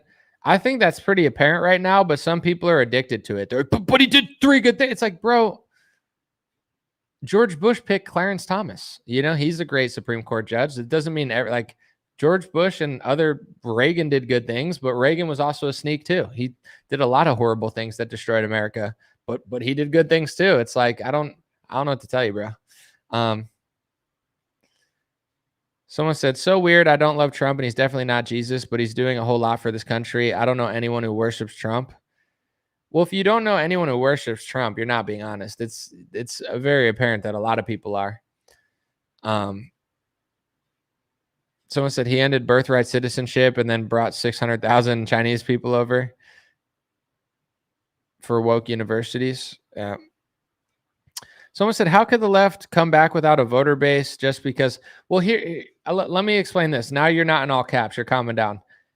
I'm not saying the left can come back. I'm saying the right is controlled by donors. So even if the left never comes back, the right is not who you think they are. Trump's handlers are not who you think they are. Trump's handlers do not work for America, and they donate and give him so much and surround him to the point where he works for another foreign nation over America. He passes speech laws for a foreign nation. He rigs American immigration for a foreign nation so that Ron Paul and Tucker Carlson, if they were trying to come and be immigrants from Europe, they wouldn't be allowed to come because they break Trump's anti-Semitism laws for immigrants. So you see everything left versus right, right?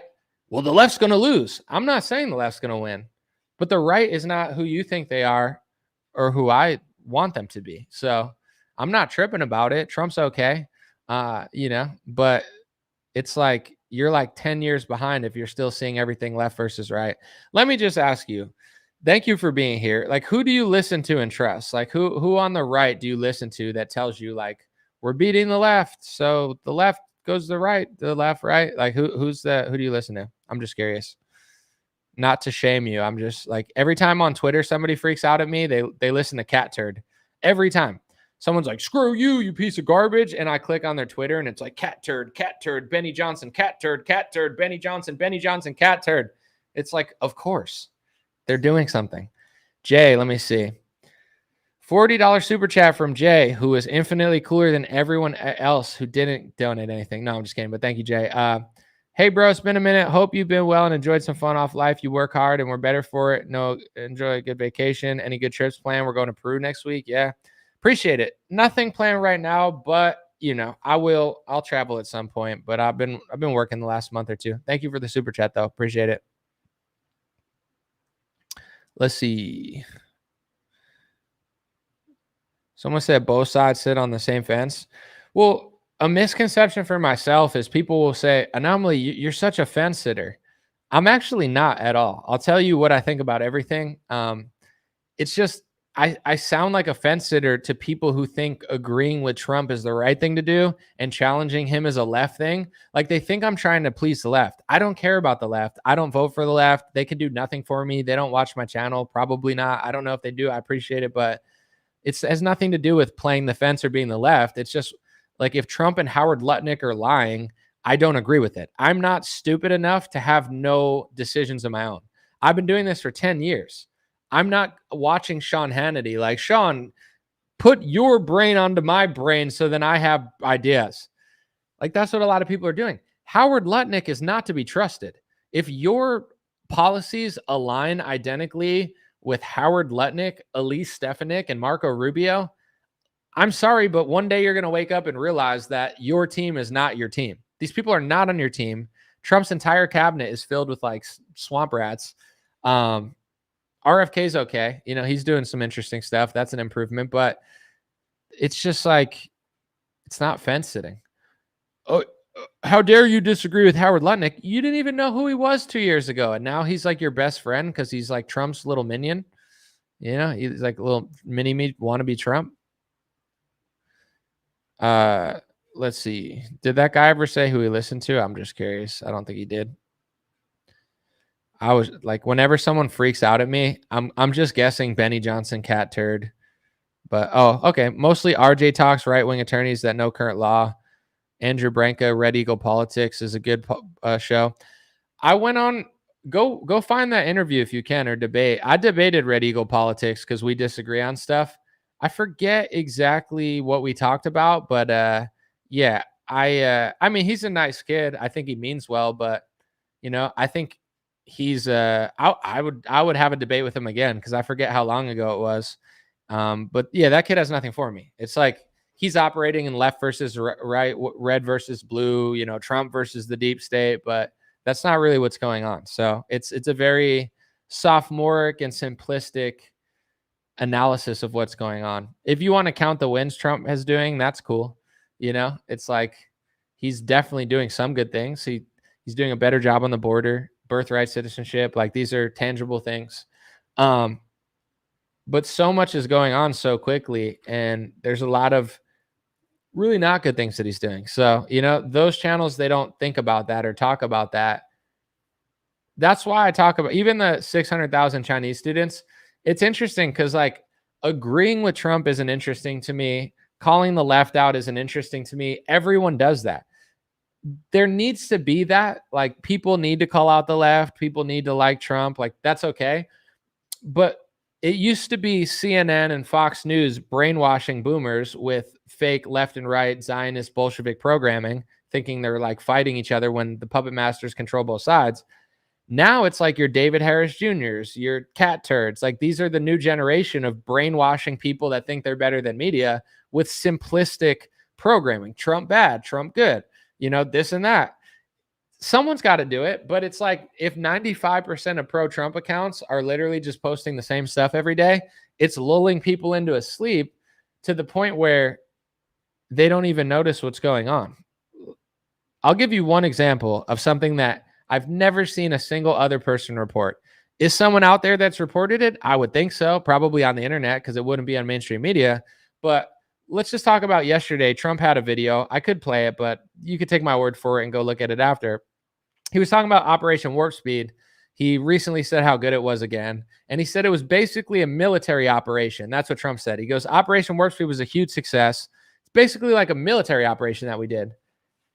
No one knows how Operation Warp Speed came to be and why Trump's so proud of it. Trump is so proud of it because it isn't something that just came up as an emergency that he went really fast with. He had a meeting with Bill Gates in 2018. In 2018, Bill Gates told him, and the reason I know this is because the media said Bill Gates told Trump to do a universal flu vaccine. Bill Gates was offered a White House position. So all this evidence is out there that the right thinks they're fighting Bill Gates, and Trump is working with Bill Gates and offering him a White House position. None of these people like David Harris Jr. or any of these other goofballs, they're not going to ask Trump about this because they're stupid. David Harris Jr. is a nice guy, but he's a useful idiot. He's dumb. They like dumb people like David Harris because then they do interviews with Dumbos like Dumbo Dave, and then they let Dumbo Dave go to Mar-a-Lago because they know that Dave is too dumb to outsmart them. So they look at Dave like a moron. They talk to him. He's like, yeah, you're so great. And then they're like, okay, now everybody, like, that's journalism because they know he's too dumb to do real journalism. So nobody asks these questions because they don't want to know the answer. In 2019, Donald Trump passed an executive order 6 months before the pandemic. It was something along the lines of like universal flu vaccine or flu vaccine executive order 6 months before the lockdown in September 2019. And if you look at it, it brought together the Department of Defense. I mean, if you could think of a government agency, it probably brought it together. I think it brought together 8 to 10 different agencies from the Department of Defense, obviously HHS, but things that have nothing to do with health, like our military, were involved in that executive order. Why would they need to pass an executive order that brought the military in on a vaccine executive order 6 months before the pandemic? And then why would you even want the military for a vaccine? But if you needed to use it in an emergency, how did they know that they were going to need it 6 months prior? And they'll say that that's a conspiracy theory, but just go read the executive order for yourself. So then when Operation Warp Speed came around, Donald Trump started doing socialism to the vaccine industries. And a lot of these terminologies that were used, like the task force, you remember the COVID-19 task force? Go read the 2019 executive order from September. It says task force. We will establish a task force. You've never heard task force in your life. They've never used that term to bring all the government together. Then they write it in a piece of paper in September. 7 months later, they're on television telling you Fauci's leading a task force and Trump's bringing Albert Bourla and the military. And I'm not saying it was premeditated, but the plan was pre-written. And Donald Trump is right. It basically was a military operation. Do they talk about that on Red Eagle Politics? Is Red Eagle Politics going to talk about that? No. He's a simpleton. He's a nice guy. I debated him. I talked to him again. I think he's a cool guy. He's not that smart, or he's not intellectually curious enough to do real deep diving reporting. Donald Trump is not fighting the deep state and the donors. He works for the deep state and the donors. He got $500 million from the Adelson family. A foreign spy flew home on Trump's biggest donor's jet. And you're never going to hear about the Epstein stuff. And I'm sure it's just totally spontaneously has nothing to do with everything I just said. But Red Eagle Politics won't talk about that. They're useful idiots. No establishment type is threatened by somebody who just talks about the left and the right. You think Donald Trump takes $500 million from people who own casinos, and they're really threatened by somebody who's just shilling Trump all the time? They don't care. Trump is the new guy. Trump, they're establishing the media around Trump. He's in bed with the Ellison family, who owns Oracle and now CBS and Paramount, and Trump is restructuring that. They're going to tell you woke is dead. They're going to tell fat white people to go eat at Cracker Barrel while they replace your kids and have Chinese students take their spots at the universities. And then they're going to tell you it's a big win because we're eating canola oil at Cracker Barrel.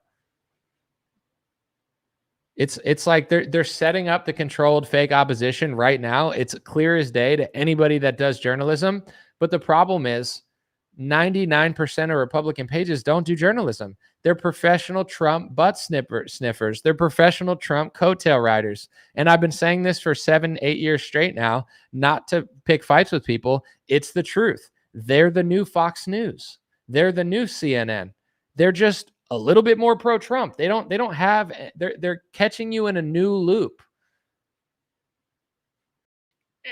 And nobody cares that you're in that loop. They're not afraid of Trump. Nobody's afraid of Trump.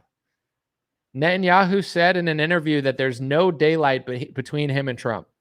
No daylight, which means they agree on everything. No difference between Trump and Netanyahu. George Washington said in his farewell address that we could never favor or hate another foreign nation more than another, or else it will consume our nation and destroy our nation. Donald Trump is doing everything George Washington warned about, and everything Donald Trump is doing is slowly selling America out to a foreign nation even more than they already were. He's not a hero. He's better than Biden. He's closing the border. He's doing birthright. There's strategic reasons that I like him better than Biden. I voted for him. And I stand by it. But it's not the be all end all. If your idea is he's a really great leader, that's what I'm going to say. That's part of the problem. People need to get deeper, but they're not. So, what can you really do about it?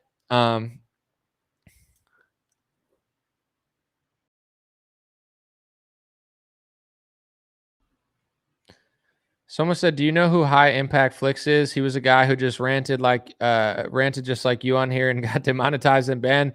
I'm not laughing at that. I'm just laughing at the fact you're saying he's just like me. The funny part is I don't even think he likes me because we debated and he ended up not liking me, but that's a whole different story. But yeah, we have some similarities. I'm sure we agree on some things, but I don't think if we were the same, he would like me more than he does. Who do I want as a political leader? What is your end game? You're spurging out. You're looking for a leader and a hero and a politician. I don't know what to tell you, bro. My solution is to pay attention to the politicians and let them know you're paying attention in order to guide them in the right direction. And if you don't do that, then you're just a sitting duck. That's my solution. If you don't believe that, you don't have to.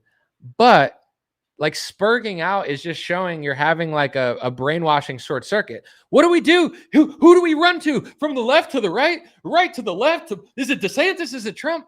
They're all controlled except for Thomas Massie and Marjorie Taylor Greene. And out of the people in the Democratic Party that aren't controlled, Ro Khanna is okay. He's okay. The rest of them are idiots. I don't even care that they're not controlled because they're dumb. Ilhan Omar's not controlled, but she's a moron. AOC is controlled. She's fake opposition. Mamandi's going to be like AOC. He's going to be their little Democratic plant, fake opposition, progressive. He's not even real either. No, the left is of no use to me. Ro Khanna is okay. The right, Marjorie Taylor Greene and Thomas Massie, Gosar is okay. Matt Gaetz is okay, but he doesn't have a job anymore because he wouldn't work for Israel. So I don't really I don't know what to tell you. If you're looking for a politician to believe, I think the solution is like not believing them. But if that bothers you, then I don't know. I'm sure there's a Trumpy Wumpy rally on. YMCA, Trumpy Wumpy at the YMCA. You can get your vaccine. You could get it real clean. You could do whatever you like at the Trumpy Wumpy YMCA. Operation Warpsy YMCA. You can go get your jab, but do not be a crab, because we're here to worship Trump. We got to say it the YMCA. We got our Trumpy Wumpy jab at the YMCA. You can get your vaccine. You can feel real clean, but do not question Trump, because we're all dancing to the gayest song ever made. No, I'm just kidding. I mean, it is. I mean, they are gay, but the YMCA is a cool song, you know? Me and the boomers on a cruise, we're doing the YMCA. We're rocking out. You know what I'm saying? Totally straight stuff, but you know, it's like if Bohemian Rhapsody comes on, you're singing along. He was gay, but there's nothing gay about that song. Yeah, I don't know. You could dance to the YMCA if you want, though. I don't know what to tell you. But Anomaly, I mean, my YouTube channel told me that like Operation Warp Speed was like a secret plan to like fix the world from the 6-year lock. That's what they told you because they're stupid. You know what I'm saying? It would be me like, the Biden is mandating it to beat the fascism. It's like anyone can make up any excuse for anything. I could say Trump printed $1 trillion because he's secretly trying to fight, you know, an underwater Chuck Schumer in alligator Alcatraz. Like you could say anything you want. Doesn't mean it's true. Like Operation Warp Speed was evil. It was corrupt. It was socialism. It was bad. It set his people up for failure. And just because Democrats went further doesn't mean that that wasn't bad. But, you know, David Harris Jr., DC Drano, and all the other dumbos are like, what if it saved you from a 6-year lockdown? What if you guys are all fake liars? What if that? What if you're just not real journalists and you're professional Trump butt sniffers? Your head's up Trump's butt. You're not a man who stands up for himself and says something that makes sense. You just sniff Trump's butt. So then if he farts in your face, you say, is this bacon cooking? What if that's what's going on? Because like you are, it's like, what if this is true? What if all of you said this in unison to brainwash Republicans into doing real journalism on how bad Operation Warp Speed was bad? It wasn't to save the country from a 6-year lockdown. It wasn't good. It wasn't great just because it didn't include a mandate. It was all premeditated. It was all a scam. It was socialism. It was corruption. Trump is a shill. And all these people get invited places because they're also shills. If they did a journalistic job like anyone else, then they'd be getting yelled at by themselves. But now they're out yelling, like Brandon Tatum's writing this really thoughtful piece about, here's why Marjorie Taylor Greene's wrong about her Megyn Kelly interview. I almost did a whole video on that. It was the stupidest thing I've ever read. It's like, do I think that Brandon Tatum sat for himself and really thought about all these things? Where's he getting all these little factoids from? AIPAC, it doesn't register. It's not a foreign lobby, says Brandon Tatum. I mean, AIPAC's not a foreign lobby because it's just people in the district who like Israel. Okay, so name one time that AIPAC really just disagrees with the government of Israel. If a bunch of Chinese people were lobbying for the government of China and 5 million Chinese citizens created a Chinese lobby that was for China, would Brandon Tatum say, well, it's not a foreign lobby. It's just a bunch of Chinese Americans who just really like China? No, it would register as a foreign lobby like everyone else. It's like you listen to the stuff they write and say, it's like, I know why people are so brainwashed because they listen to these people. I don't listen to these people. I know some of them. I might like them as people, you know, our human interactions. But as far as what they're doing, they're brainwashing people. They're ruining the next generation, rotting their brain with simplistic pro-Trump propaganda that doesn't match up to reality. You could say, I like Trump, but I disagree with this. They're not doing that. They'll be like, I think this might have been like a secret, really good thing. Because you're not like it's almost like watching Michael Jordan miss a shot, right? And he loses a playoff game and loses a series. And if you're a fan, you can still like Michael Jordan, but you got to be like, Michael Jordan lost that series. It's hard to admit, but he lost the series, right? Sucks. What they would do is, What if Michael Jordan secretly missed the shot in order to next year win the championship? He's setting us. It's like he's not doing that. Michael Jordan always wants to win, and a politician lies, takes donor money, and scams you. Trump does the same thing. There's just an entire group of these like brainwashed minions that just tell Trump supporters that everything is some secret plan. Operation Warp Speed secretly a good thing. No, it's not. Just like if Michael Jordan misses a shot, he didn't mean to miss the shot. It doesn't make him a bad person, but you're allowed to say, we got to wait till next year.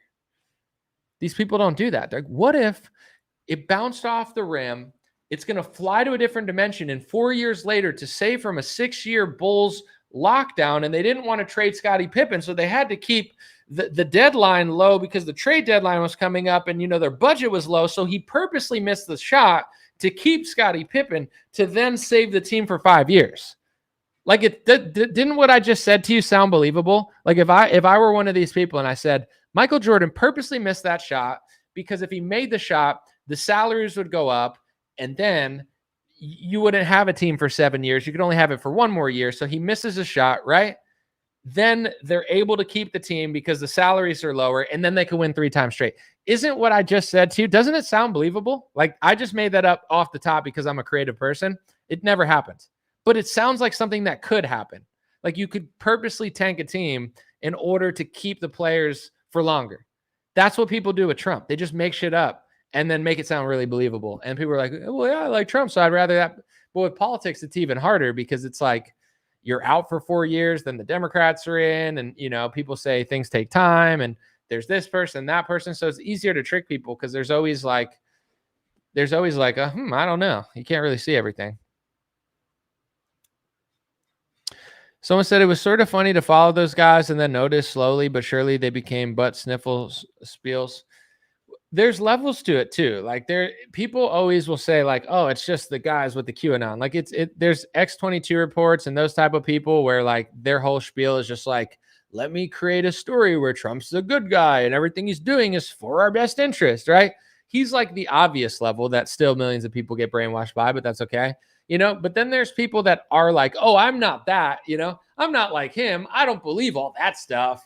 I just butt sniff Trump all the time and say the same things he does. And then you have like the next layer and they're like, I'm not like those guys there. Yeah, no, they're doing too much, but I still think Operation Warp Speed saved the world from a 7-year lockdown because I really like Trump. There's people I know that I love and respect, but it's like, if you like Trump enough and someone likes Trump enough, you're not going to convince them otherwise. You know what I'm saying? Like, I'm very well aware that even people I really like, they like Trump more than me, right? Which is fine. Not that they like know him, but you understand, like, they think Trump was sent by God. They think Trump is fixing the country, and anything that happens, they will twist in their head to make it like a pro-Trump thing. And there's no way to change their minds.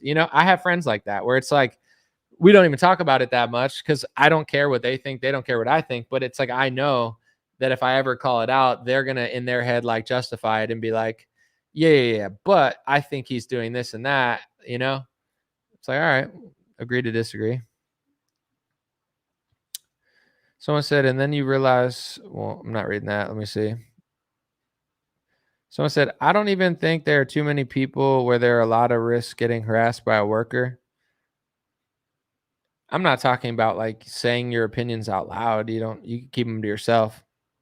Someone said, notice not one influencer will bring up the IHRA. All right.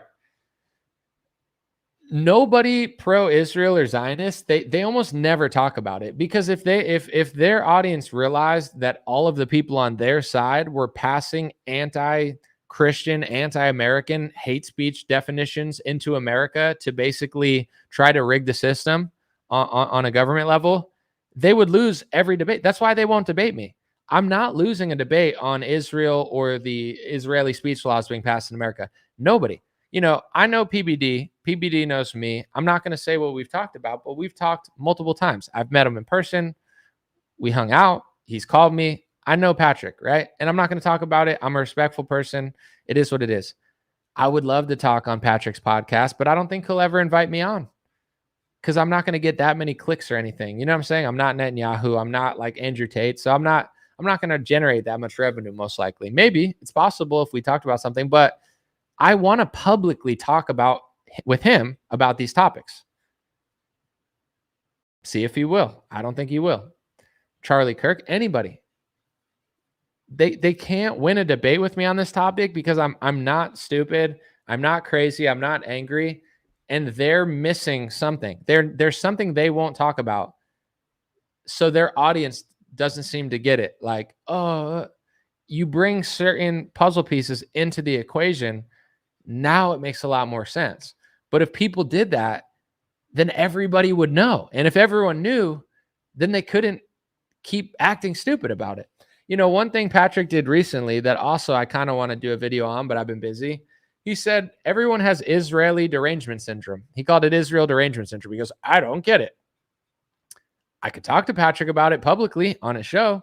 He doesn't want to have me on. I could tell you what it is. You don't have to agree. I'm not trying to change his foreign policy, but you really don't know the 17 reasons or 100 reasons that people are talking about this. And then he has Netanyahu on his show. And I think he probably thinks he did a good journalistic job. Like in his eyes, he thinks he probably did a real good job. I was rooting for him. I listened to the whole interview because I wanted to hear it. I know Patrick is not the hardest hitter on that topic, and I'm not expecting him to be. I had a very low expectation for going into the interview. He did worse than I thought. He did like no pushback. He gave the talking points of like, you know, people are saying you're doing this. And then Netanyahu would say something and he'd have no pushback. The only pushback was he got him to admit about the Armenian genocide. But as people in his comments are mentioning, he didn't even mention the fact that Israel was recently giving weapons to Azerbaijan when they were fighting Armenia. I'm not Armenian. I'm not Azerbaijani. They both seem like cool countries to me, so I'm not picking a side. However, it's just like nothing, like even the journalistic question he asked, he missed the biggest modern danger. Like he's recognizing a tragedy from 100 years ago, but he was funding a similar situation that could have led to that a couple years ago or allegedly, you know, like that's a question to ask. So it's like he didn't ask one single tough question on any topic. And when it came to October 7th, what I was hoping he asked, because I wanted to see what Netanyahu said, I was hoping he asked about what Israeli news has been reporting, which was like, why was there a security breach? Was there a Hannibal directive called? You know, because Israeli news, it's not anti-Israel news reporting this, guys. It's Israel's news. Their news is reporting this stuff, and Western press won't even pick it up. Like Haaretz is like, no, we have proof that you ordered a Hannibal initiative, which means attack even if it hits our own people in order to stop the hostages. There's a lot of reporting being done by others saying these massive weapons used were not being used by the other side. They don't even have access to that. So if this much carnage was done, it must have come from the other side. It's like mainstream reporting. I'm not saying it's true, but it's in Israeli news. Patrick didn't ask a single question about that. Nothing. It was one of the lamest, most softball interviews I've ever seen, and I think everybody realizes it, and his entire social media is getting ratioed. Is what it is, you know, like you don't have to agree with everybody. You don't have to have their foreign policy, but at a certain point, if you're going to play stupid and be like, everyone's deranged, everybody who talks about Israel is deranged, you have the president or the prime minister of Israel on your show and you give them that interview. Like, you know, at a certain point, you're not going to be able to buy support of people or buy, like, you know, respect is earned. Respect from people of the world is earned. It's not like inserting yourself in it and talking down to everybody and thinking you're smarter. You're not. Like that was a bad interview. But it was good if you're trying to be best friends with Netanyahu. But if you're trying to present to the American people that you're a good journalist and a good interviewer, that was not it. Look at his Instagram, look at his Twitter, look at all his social medias now. There's thousands of comments with thousands of tens of thousands of up likes. At 95, 99% of people are saying you're a shill.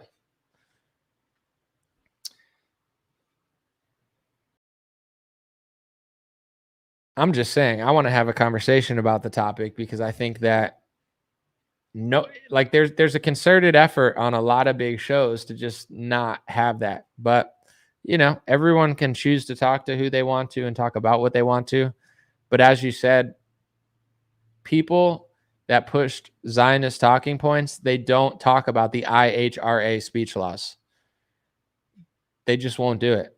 Someone said, would I interview Whitney Webb? Yeah, I would definitely consider it. Like, one thing, just from an outside perspective, I'm just going to be honest, because I don't, I feel like Whitney Webb has done a lot of like really interesting reporting, and I know she's written books. I haven't read them, but Whitney Webb and like Ryan Dawson hate each other. And I don't hate either of them. I'm kind of just like looking at what they're both saying, and I find them both interesting. But I don't know. Not that would prevent me. Like, I would talk to her, but I just feel like there's always like beefs within people doing similar stuff. And does anybody know why Ryan and Whitney hate each other? Because I have zero problems with either of them. I don't know, like, they both say they're both lying, or she stole my stuff or something. I don't know like the whole story, but I feel like there's just a lot of tension there where it's like you talk to one of them, the other one gets mad. You talk to the other one gets mad. Ian Carroll mentioned Whitney Webb and she got mad, but I think Ian said she was like unhinged or something. I'd have to look at the clip, but she was mad that Ian called her unhinged. If he did do that, I get why she wouldn't like that terminology, but I think Ian was probably just trying to finesse both sides on Rogan and like seem reasonable, but Whitney didn't like that. So let me see. Ryan is upset that she's more famous than him and says she stole his research. Someone said Ryan thinks everyone stole his work. Yeah, I mean, I'd have to do more research on it, but I don't know who said what first, or I'm sure they were talking about Epstein like longer, like way before a lot of people. So I don't know. I see them both like not liking each other. I was just curious. I have no issue with either of them.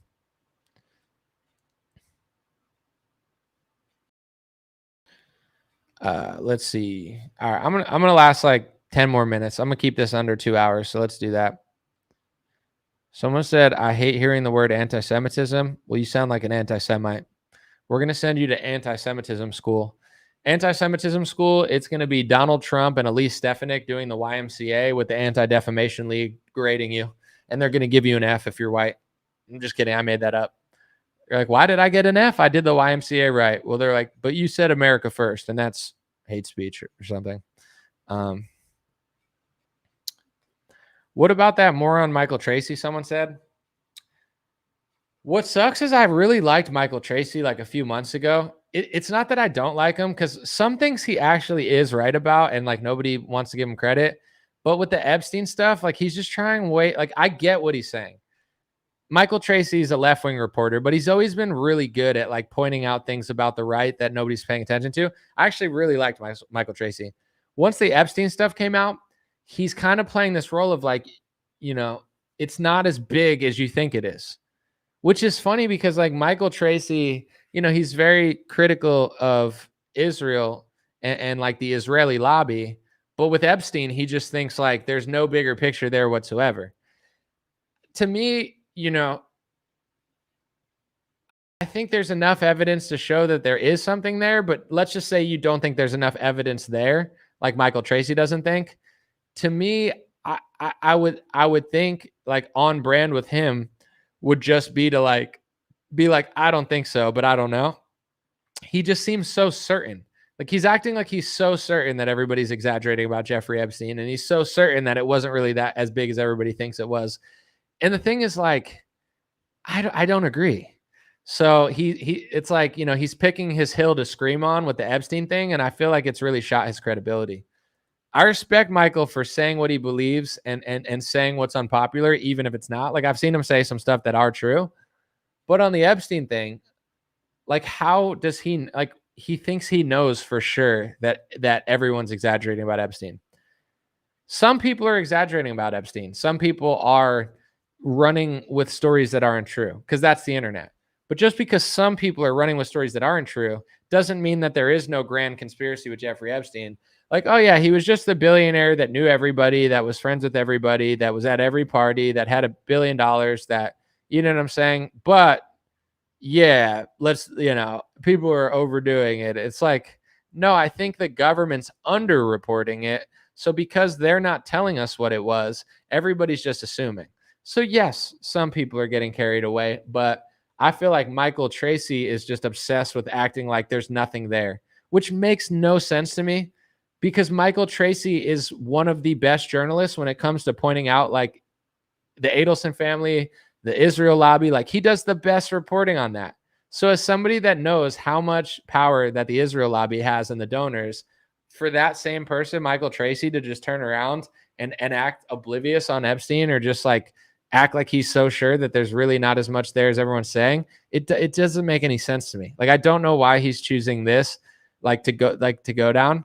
It like if you take an unpopular opinion but you're right, I think it's very honorable, but I don't think he's right here. And he's just spending so much energy and time. It's kind of like shot his credibility with a lot of people. Thoughts on the attack on Macron from Charles Kushner? I mean, what do you want me to say that wouldn't end me up in a prison in 10 different countries? No, I'm joking around, but I'm just saying like anti-Semitism, hate speech crimes are like a thing in other countries. It's Jared Kushner's father. Wasn't he in prison or something? And then did Trump pardoned him? It was some weird like blackmail story between his brother. He was getting his brother back, like blackmailed him with a chick or something. And then he was in prison. Trump pardoned him. And then Trump made him the ambassador to France. I mean, I don't know if I'm allowed to say this or I'm supposed to say this, but let me just start with this. I've never met the Kushners. I'm sure they're nice people. I'm just trying to be like politically correct and nice. I have nothing against them as human beings. With that being said, yeah, I don't know. I feel like obviously the Kushner family seems like very pro-Israel, Israel first. Are you allowed to say that? So for Trump to make him the head of the ambassador to France, and then he's putting pressure on France on behalf of Israel, it's just everything Trump does is Israel first. Like what makes Charles Kushner what makes him the best person to be the ambassador of Israel, of France? Is he really French? Does he know the French people? Is he really pro-America? I mean, Jared Kushner is one of like the most connected Israeli Americans I've ever seen. Like there's a picture of Trump and Netanyahu talking and Jared Kushner's over his shoulder. We all know that the Kushners are good in the Israeli hood. Like that's fine. But why would now the American ambassador to France's job is to make them bow down to Israel's foreign policy? Me personally, I'm American, but I respect the countries more that are not so up Israel's behind. Like if they want to recognize Palestine as a state, I have no problem with that. It doesn't matter because Israel is basically like controlled demolitioning Palestine now. So mentioning them like, oh, we recognize them as a state. What is that going to do? They're being demolished and Israel's not going to stop. So what's the point of recognizing them as a state when there's no state left? With that being said, I think it's more honorable to recognize them as a state than it is to fund their war and basically pass speech laws in America to stop people from talking about it. So no, I mean, America's embarrassing in many ways. Like we're basically just the world police, but we just run around the world and try to make everybody like Israel more. When my thoughts on our country is George Washington said, we can't favor any country over another country. In my opinion, no disrespect to Israel, favoring Israel so much that it became more important than American ideals, that's been a large contribution to the destruction of America. You can get mad at me for saying that. You can call me an anti-Semite. George Washington said that. If George Washington were alive, they would call him an anti-Semite. So, call George Washington an anti-Semite. He wrote a farewell address saying, don't favor any country. So why would I want our ambassadors running around the world forcing onto European countries everything that affects us negatively? Like that, this is why I'm not going to say this, because it's just like saying somebody is sent by God is the same thing as saying they're the Antichrist. It's trying to like determine who people are. But just like Trump is doing some good things for America, in many ways, he really is a wicked, evil world destroyer because he's trying to force every country to do what isn't working for us. Canada, you should do this more. Europe, you should do this more. But that's not even working for us. Why would you try to make France needs to take care of Frenchmen. France needs to fix their cities. France needs to understand their history. That's what France needs to do. France doesn't need to worship Israel and act like they're doing the greatest thing in the world. That has nothing to do with what's in the best interest of France.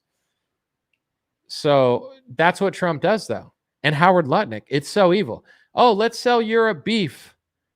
The beef that, like, you go to Europe and you eat and you're like, oh, my stomach feels good. Wow, I'm losing weight even though I'm eating a lot. Do you know why? Because Europeans eat real food. They don't eat alien, corrupt, GMO pharmaceutical food. We're being slowly poisoned in America, all of us. And it's like nearly unavoidable. Why would Howard Lutnick and Donald Trump sell Europe and Australia beef? They don't care, just like they don't care about Americans. They don't care about Australians. They don't care about Europe. The same way that the liberal, Malcolm X said that the liberal was the wolf in sheep's clothing. He said, I hate liberals more than conservatives. Conservatives don't pretend to like you. But the liberal pretends like they're the black man's best friend, but they're really your worst enemy. That's what he says. He says liberals are the wolf in sheep's clothing. That's what Trump is to white people. That's what Trump is to conservatives. That's what Trump is to Christians. I'm not saying he doesn't do some things for everybody, but he acts like he's so great for Europe, right? Europeans, white people like him. Oh, Donald Trump is the savior of our country. Donald Trump wants to feed Europeans and Australians poisons. He wants to poison all the white people of the world with the shit food that we're being poisoned with. Australia probably has better food quality than America. Europe definitely has better food quality than America. They're eating fine right now, and it's one of the reasons that they're not as fat as us and out of shape and probably disease-ridden as us. Trump and Howard Lutnick are trying to give them what they're giving us. Trump is what Malcolm X said liberals are to black people. Trump is to Republicans and white people. He's the wolf in sheep's clothing. Everybody thinks that they're his best friend because they hate the left.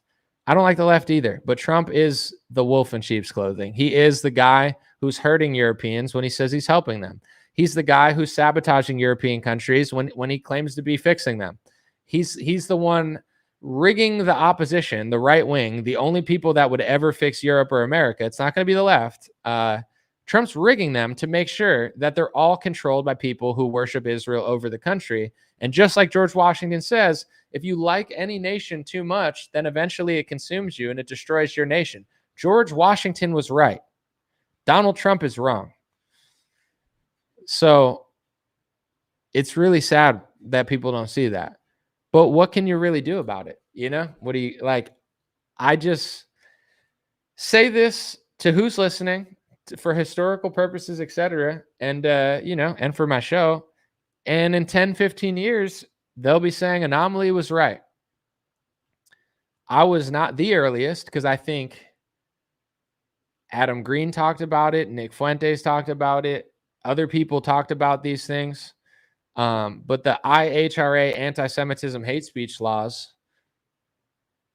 nobody noticed them because they got passed in 2018. We went from 1776 till 2018 with no hate speech laws for Israel in our country. No international definition. Why would we want an international definition of hate speech in our country for one race, one religion in Israel? Our whole nation, we were fine without them. But then in 2018 and 2017, they passed them into law. 2019, when I figured it out, DeSantis and Trump passed them into law. And when someone brought that to my attention, I was like, this is crazy. And nobody wanted to listen. Now more people are starting to figure it out. But in 2019, nobody cared. But if you look at my YouTube, it's aging better than most people's YouTubes and stuff. Like I have reports on the IHRA speech laws from 6 years ago that are better than anything you'll see on Fox News.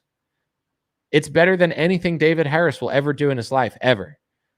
My journalism on the IHRA speech laws are better journalistic work and a better news segment than David Harris will literally ever accomplish in his life. He will never say something as journalistically sound and meaningful that stands the test of time. He'll just wear shirts on an airplane and be like, look at me, Trump shirt, huh? MAGA. It's like clown content for people whose IQ is double digits. Okay, cool. That's cool, I guess. I mean, that you make your living doing literally nothing. That's awesome. But someone has to do real reporting, real journalism, real analysis. That person's me. Didn't Trump outlaw burning the Israeli flag months before the American flag?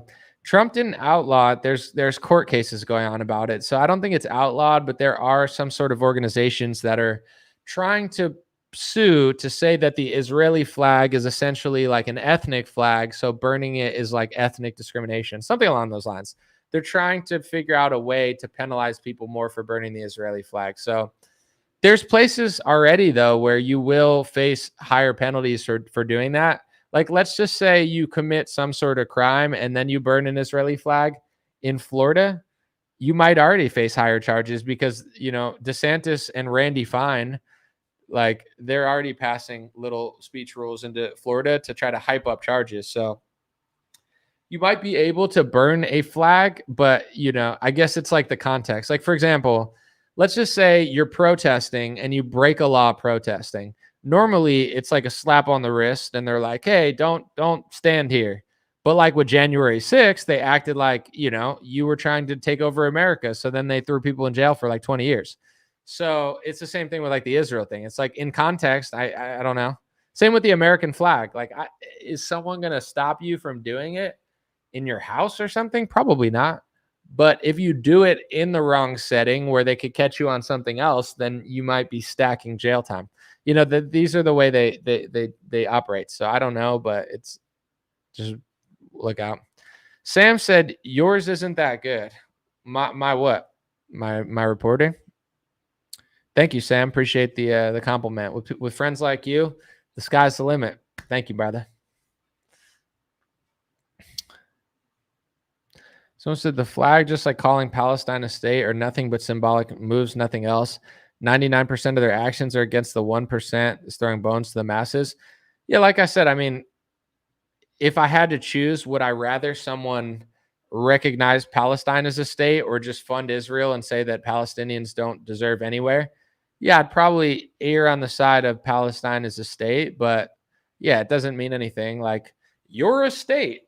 Where's the state? The state is literally being firebombed and like completely erased. So them saying they have a state is meaningless because Israel's just like, and then they just go and do what they want to do. So it's not helping Palestine at all. Andre 3000 or Jay-Z, who's the GOAT? Andre 3000 is more creative.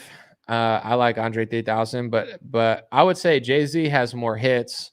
Jay-Z has been more consistent. Jay-Z has a longer discography, but Andre 3000 is like a unique lyricist, and depends who you like. But there's a case to be made for both. I like Andre 3000 better personally, but I feel like if I had to say their entire legacy and work, the only thing that would put Jay-Z above Andre 3000 is the fact that he has more depth. Like he's done more things. Andre 3000, he hasn't put out an album in like 30 years and he put out a flute album. So, I feel like consistently making hits and putting out albums will put you ahead a little bit. Someone said that interview Tucker did with the nun from Israel was eye-opening. Yeah, I didn't watch it. I don't want to talk about it because I just couldn't watch it. I don't know. I saw the picture and I was like, I'll listen to a different one. I'm sure it was great. I'm sure she said a lot of truth, but just the visuals of it made me want to watch something else. And I don't know if that is shallow, but it is what happened. Anomaly, you think the Nelk Boys pod with Netanyahu was worse than the PBD pod? To be honest, I think the PBD one was worse because the Nelk Boys are kind of known for being dumb frat bros. So even though it was a really bad interview, it wasn't like, it was pretty expected. Patrick, no disrespect to Patrick. Like I said, I've talked to him. I don't want him to get mad, but I'm just being honest. And like I said, I want to talk publicly. I don't want to talk to him anymore unless it's like on a show. But in general, Patrick kind of angles himself as like a serious news host and like a really good interviewer, right? That's why it was worse, because I feel like his interview was on the same level as the Nelk Boys interview. So I don't think Patrick did better than the Nelk Boys, given that Patrick's a way more serious character and he's supposed to be like an actual news guy versus the Nelk Boys, who are just like proud degenerates. I would say, considering that, PBD's was far worse, because it was literally the same or worse than the Nelk Boys. And we have every reason to think that Patrick would actually like do his due diligence. But this is my message too. And like I said, I want to publicly talk to Patrick. I've talked to him in person. I've had lunch with him. He's called me before. We've had conversations about similar stuff. I don't want to talk to him anymore. I want to talk publicly on his show. I don't want to have conversations, right? And I don't want to be gossiping. It doesn't matter, right? I want to talk publicly. I want to say what I mean on his show, or he can come on mine. But anyway, at a certain point, you can't play stupid on this topic. I know stuff about this topic. I'm willing to talk to you about this topic. We could talk about this topic. We have talked about this topic. How long can he play dumb on this topic? Oh, everybody has Israel derangement syndrome, says you, and then you give a softball interview to their prime minister. It's not that everyone else has derangement syndrome. It's just that you have a giant missing point in your analysis, and nobody on your show ever really has anything interesting to say about it. Like, no offense, but Adam is dumb. Vinny is interesting, but to me, like, I like Vinny. I've met Vinny. I like Vinny a lot. And I'm not trying to be disrespectful, and I probably shouldn't even say this, but I'm going to say it anyway. Adam is horrible. He's a clown. Vinny is like a starter conservative, where it's like, if you watch the show, you like Vinny the most, right? I've been in this game since 2016. I know things that Vinny doesn't know. I could articulate myself better than Vinny. I don't watch Patrick because it's like watching 2017 Trump supporters argue with like a drunk idiot, that's like a liberal. It's just like intellectually unstimulating. And then Patrick comes in and yells at him like he's this authority figure, and he doesn't make sense either. So it's like the whole show is a misdirection to me, and they're not saying anything interesting that I haven't heard. In fact, I'm sitting there watching like, this is like dumbing me down. I get dumber every time I watch it to him, because it's like me having a conversation with Adam, when I was like 29 years old and just figuring out politics. So, I don't know like what they're going for, or what Patrick's going for, or what, like, I know he doesn't like, I'm not saying anyone has to agree with my foreign policy or domestic policy, but if you're going to say people are deranged to mention Israel, while you literally just have a massive blank spot on that topic and just act like you just don't know where everyone's coming from, like, at a certain point, just like everyone in this comment section is saying, you're a shill, you're a shill, you're a shill, we don't like you. I like Patrick, but I want to talk to him. You know what I'm saying? I get where they're coming from, because I'm watching the interview thinking the same thing. I'm not saying he's a shill, but what I will say is, like, you're wrong about this topic. You're wrong about this topic. You're playing dumb on this topic. You're not interested in learning about this topic. And you can only expect people to think you're so smart and so authentic for so long. Like, if I know for a fact that I want to debate you on this topic and have a conversation about this topic, and I am not impressed with what you're thinking or saying, and your whole shtick is like, I don't get it. What do you like? It's like, it's just not hitting. It's not connecting. It's not hitting. I want to have a conversation about it, but he doesn't want to.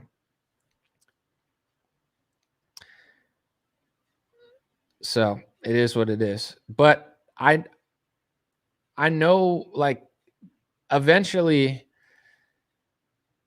people figure stuff out, and like what people thought was going to be unpopular becomes popular, and vice versa. Like, they tried so hard in 2019 to make sure nobody knew about these topics. And Charlie Kirk and Ben Shapiro basically were like, nah, they're the bad guys, we're the good guys, don't look over there.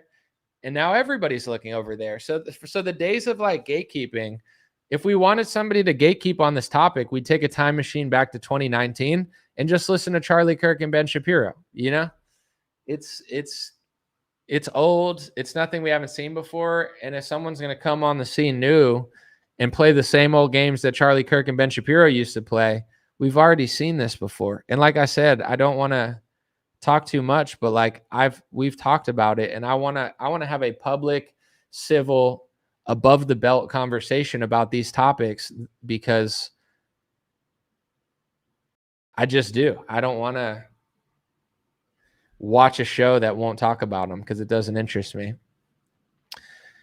And I can't speak for because there are people out there that are having really interesting stuff to say and they have good angles. I do think on this topic, I do think I'm one of the best people that could say it in a way that doesn't seem crazy. And I don't think people could beat me in a debate. I really do think I'm one of the best at this topic. So when I watch other people, I'm just not impressed. They had me on Fox News one time. I could try to find the clip for you guys, but they had me on Fox News one time. Because every time they talk about climate change, they're like, climate change, blah, blah, blah, blah. The Greta Thunberg sucks, but they never like explain it. So they brought me on Fox News one time. They gave me like a minute to talk.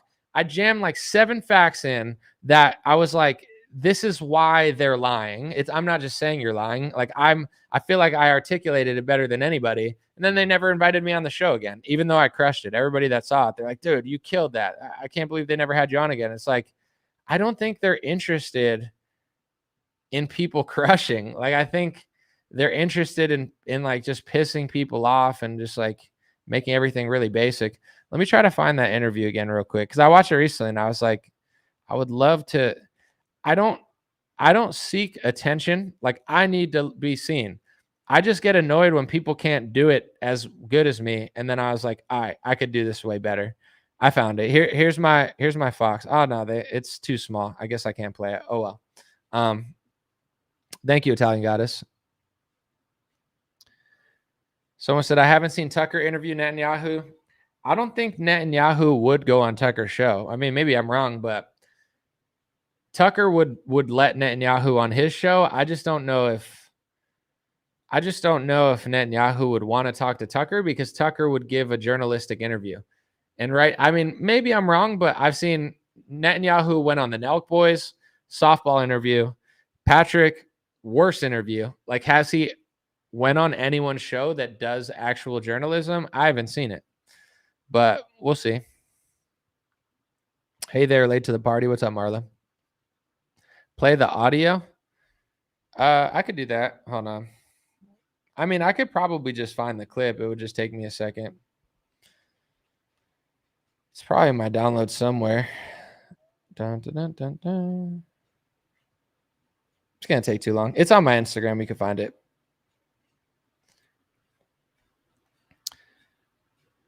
Netanyahu would never interview me.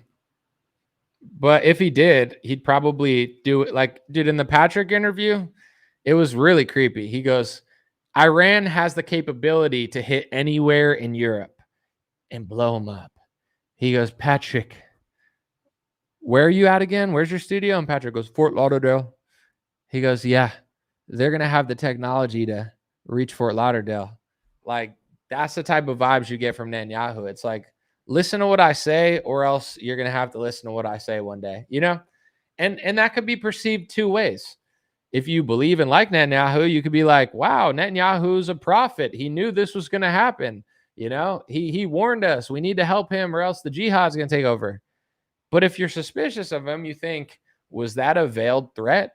What was that? You know? And like the way he talks, he's very, I mean, he's a very powerful guy. I'll give it to Netanyahu. He's very smooth. He's very powerful. He's very, assertive. He knows how to dominate the conversation.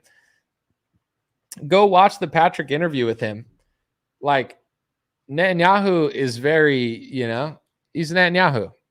And like, Patrick's like, I've never seen Patrick like that. Like, I don't watch his show that much. And once again, I'm not trying to be mean, but like Patrick's like body language, like it was like Netanyahu was like, Netanyahu has this assertive, powerful, if you like him, likable, but really just like kind of like sly. He's a very sly, like slightly dark, but like powerful guy. So his like aesthetic was like, I'm Netanyahu. And like Patrick was just like, I'm not saying he was doing that, but like energetically, like this is how I see it. Like Netanyahu is like, I'm saying I'm Netanyahu. I'm out here.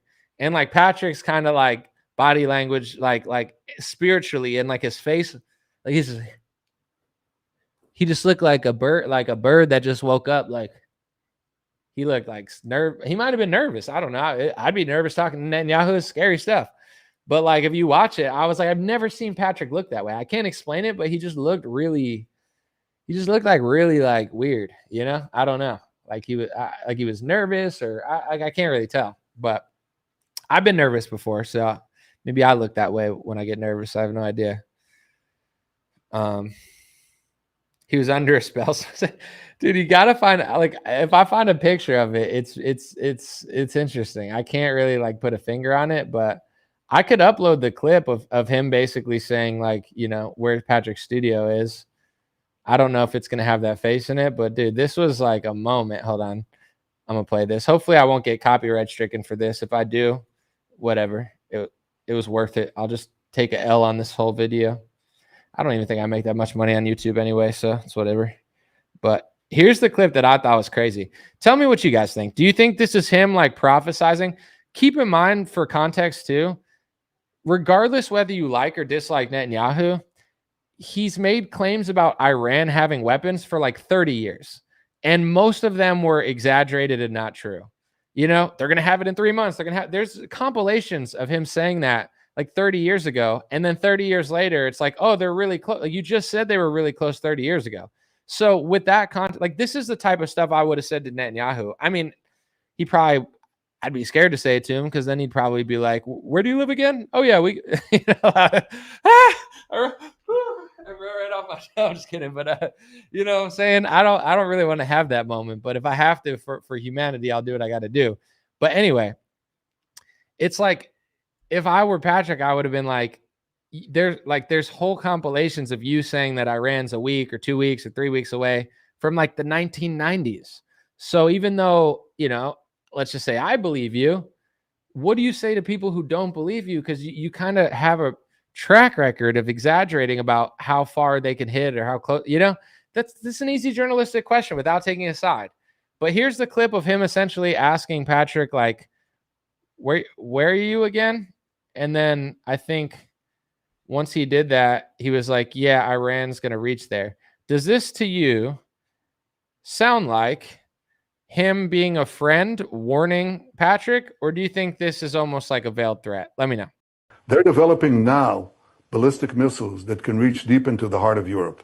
Their plan is to develop, the next thing is an ICBM, an intercontinental ballistic missile that will reach 8,000 kilometers. You add another 3,000 and they can reach New York. Where are you broadcasting from, by the way? Fort Lauderdale, Florida. Yeah, they can reach Florida, Fort Lauderdale, New York, Washington, Boston, and after that, any other city in the United States. And they intend to put nuclear warheads on these ballistic missiles. So this is a fact. And the main fact that I want to say is that we're fighting in many ways the war of the West, the war of Western civilization against these barbarians. Do you get what I'm saying about Patrick's body language too? Like he's like, I don't know. I've never seen him like that, but he's like, where are you at again? Fort Lauderdale. Oh yeah, we can hit there. They'll be able to hit there eventually, and anywhere else in the U.S. Oh, you're somewhere in Utah. Oh, you're somewhere that they can't hit. Oh yeah, eventually they'll be able to reach there. It's like, to me, it doesn't come across as a friend. It comes across as like a threat. That's how I hear it. But you know.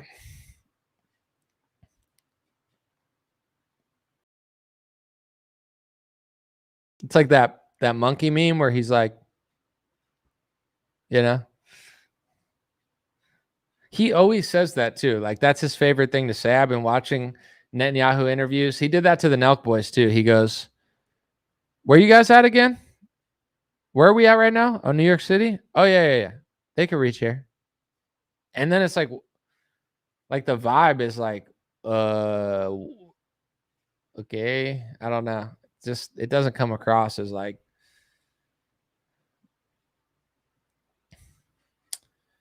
someone said, I've heard that Iran can't even reach Europe. We're supposed to be worried. Also, they're not, like, he wants everyone to fear what he fears so everyone helps him. Like, why? I mean, why would Iran just strike like Norway or something? You know what I'm saying? Like, it doesn't even make sense. They're mad at Israel. And they're mad at America for funding Israel. All the other countries mean nothing to him. I understand America to some extent, but still, it's just like, why would all of you? It's just, they say the same thing with Putin. Dude, Putin's going to invade Europe, and then like you got like Sweden and Norway. He's not coming to Sweden. Putin's not coming to Sweden. He has no plans of doing that. And even within Ukraine, like if Ukraine were like China or something, and Putin takes over, and he's like, "Speak Russian, mother effer." That was my Asian impression. I'm sorry if that was racist, but I don't know. What was it? I don't want to make noises because the noises will be hate speech. But anyway, it's like if he just entered freaking Taiwan or something, or Asia, it's like, oh, dude, Putin's crazy. Ukraine used to be Russia. The people that he invaded, they speak Russian. They like him. They didn't want to get couped in 2014. I'm not saying it's right, but it's like they have a shared history. They speak the same language. The people there want to be part of Russia anyway. If he invaded freaking Poland and then Germany and then freaking Norway, then I'd be like, dude, Putin's a madman. But they're like, that's what he wants to do. Why would he want to invade Norway? They don't speak his language. He's not interested in their history. Putin's interested in the history of Ukraine being started by the Bolsheviks and taking a piece of ethnic Russia and then treating them poorly. He's trying to rescue the ethnic Russians. In his own words, I'm not saying, but like it makes, even if you hate Putin, that makes more sense than him invading Norway. He's not going to invade Norway. It's what they say. He's going to go after everyone. Give us money. It's the same thing like Netanyahu says. They're going to want to hit everybody. They're going to do it. Dude, they're never going to stop. And here's all I'll say. Look up the Lavon affair. I'll read the Lavon affair right now. Okay. I'm going to read it right now. And I'm sorry, but based on their war efforts, I don't know what else they would do in order to achieve what they want. They'll do it's almost like this is my thought process about doing what they want. Do what they want, or they'll give you a reason to do what they want. So then it's like strategically, maybe it just makes sense to do what they want. Because if you don't, there's going to be a tragedy, and then you're going to do it anyway. And it's going to be really ugly. And then you're going to do it. Like those are the only options they're playing with. So it's like, maybe we should just listen to them, or else something bad will happen to us. Like that's the vibe I kind of get. Speaking of which, here's from Wikipedia. You could look it up. It's in the mainstream press as well. But the Lavon affair was a failed Israeli covert operation, codenamed Operation Susanna, conducted in Egypt in 1954. It was a false flag operation. A group of Egyptian Jews were recruited by Israeli military intelligence to plant bombs inside Egyptian, American, and British-owned civilian targets, cinemas, libraries, and American educational centers. The bombs were timed to detonate several hours after closing time. The attacks were to be blamed on the Muslim Brotherhoods, Egyptian communists, and unspecified malcontents or local nationalists, with the aim of creating a climate of sufficient violence and instability to induce the British government to retain its occupying troops in Egypt's Suez Canal zone. So America, Egypt, and Britain wouldn't do what Israel wanted to do. So they planned on blowing things up and then blaming their enemies to make Egypt, America, and Britain do what they want. It happened then, but of course, it could never happen again. It happened then because people in that government were recruited by Israel. But remember, now, thanks to Donald Trump and all his handlers, we have anti-Semitism laws and rules being passed all around America to make sure that you pesky anti-Semites don't suggest that the same thing could be happening here. Like, you're not allowed to say that anyone has dual loyalty. Well, some people do. And guess what? Some of them work in media, and some of them work in politics, and some of them work in business, and they have dual loyalty. And the more you call it out, the more loyalty they have to Israel, and the less it becomes dual, and the more it becomes singular. And I've seen so many people change, even that I know, that after the tragedy in Israel, now they're not even hiding it anymore. It's like at a certain point, they don't even consider themselves Americans. They consider themselves an ethnic group that's loyal to Israel. Yet they won't move there. They'll just sit here and cry anti-Semitism at anybody who notices. Okay? Like what? Okay, what's the point? Why?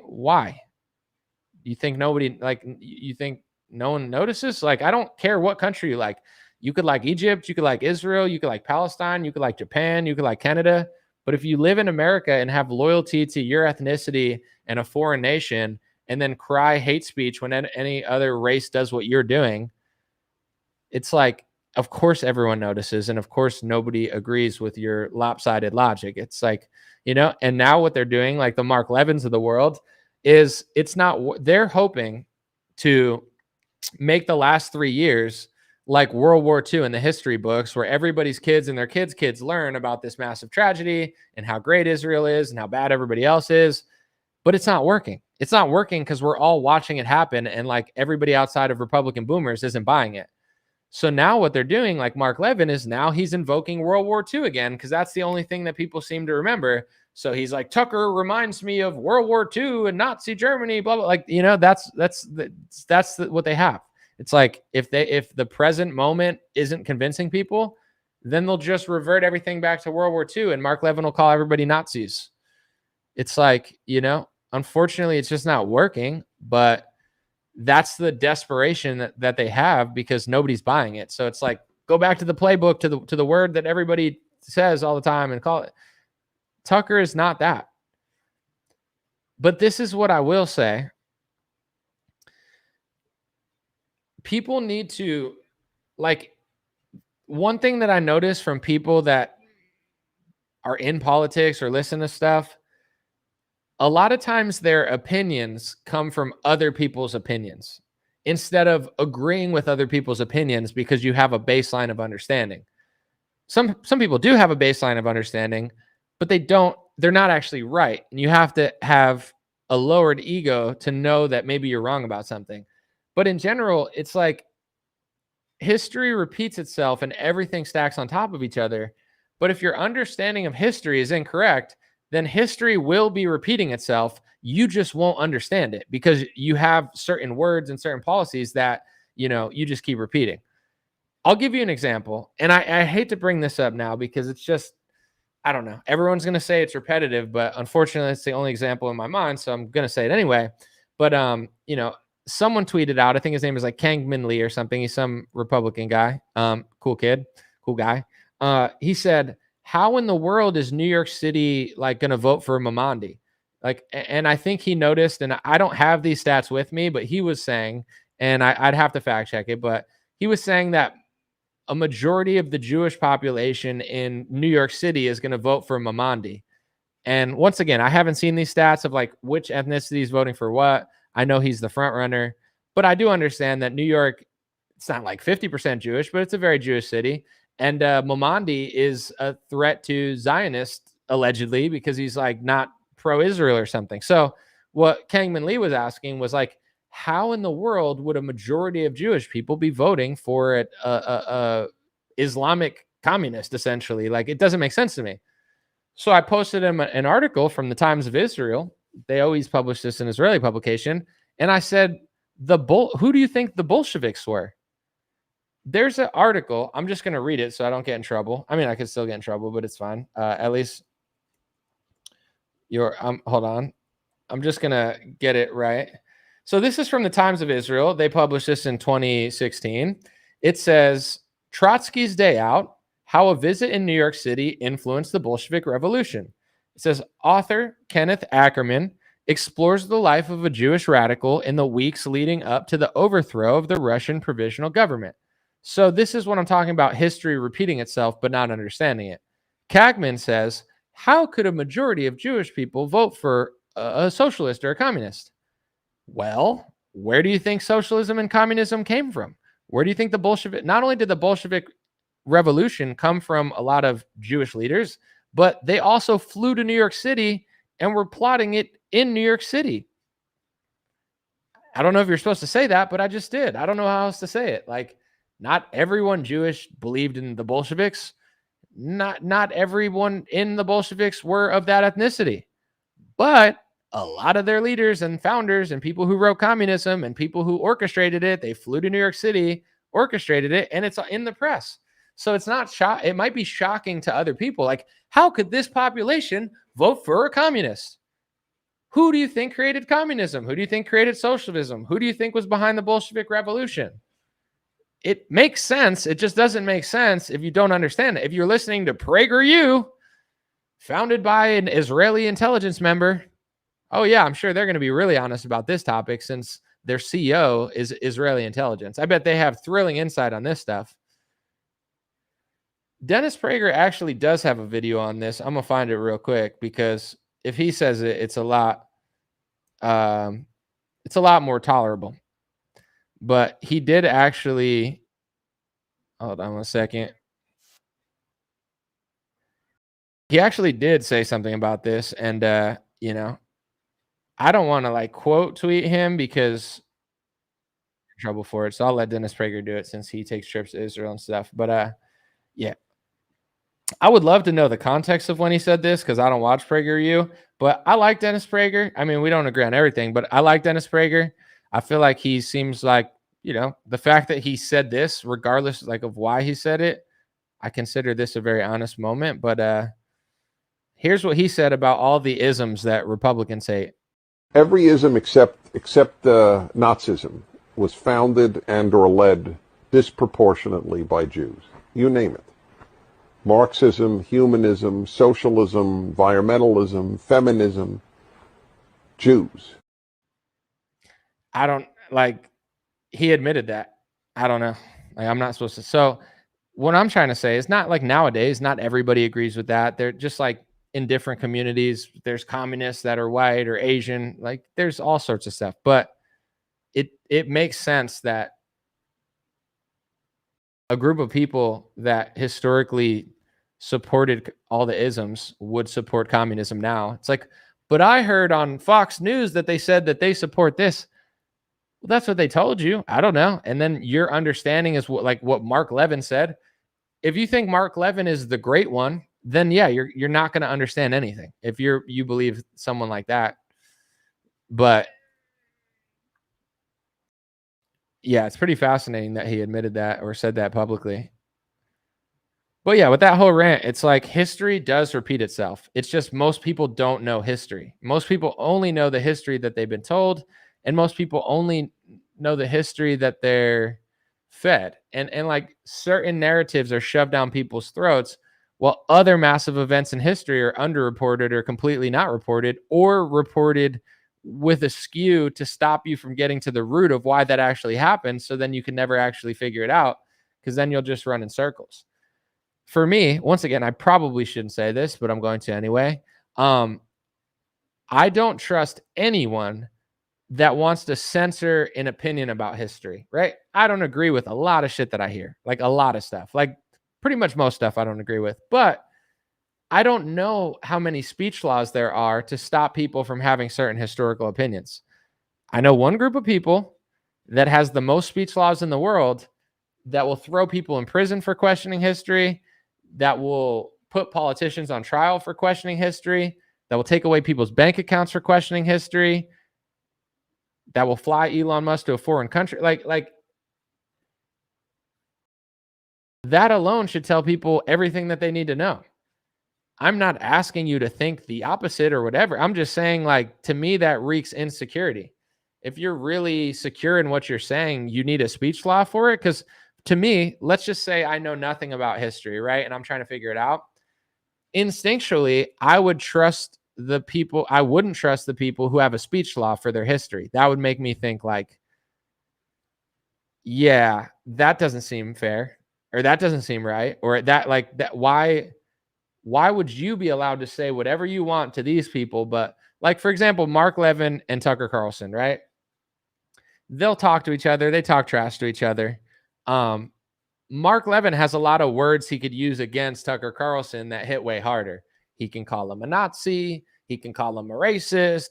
He could call him an anti-Semite. He could call him a denier of history that could get Tucker thrown in prison in foreign countries. Like Mark has, to his expense, because of his ethnic group, he has all these words that carry way more weight than another word. Nothing Tucker really says to Mark will have the weight that Mark's words will have, because Mark's words are backed by governments around the world. Tucker's jokes about Mark are not backed by governments around the world. You understand what I'm saying?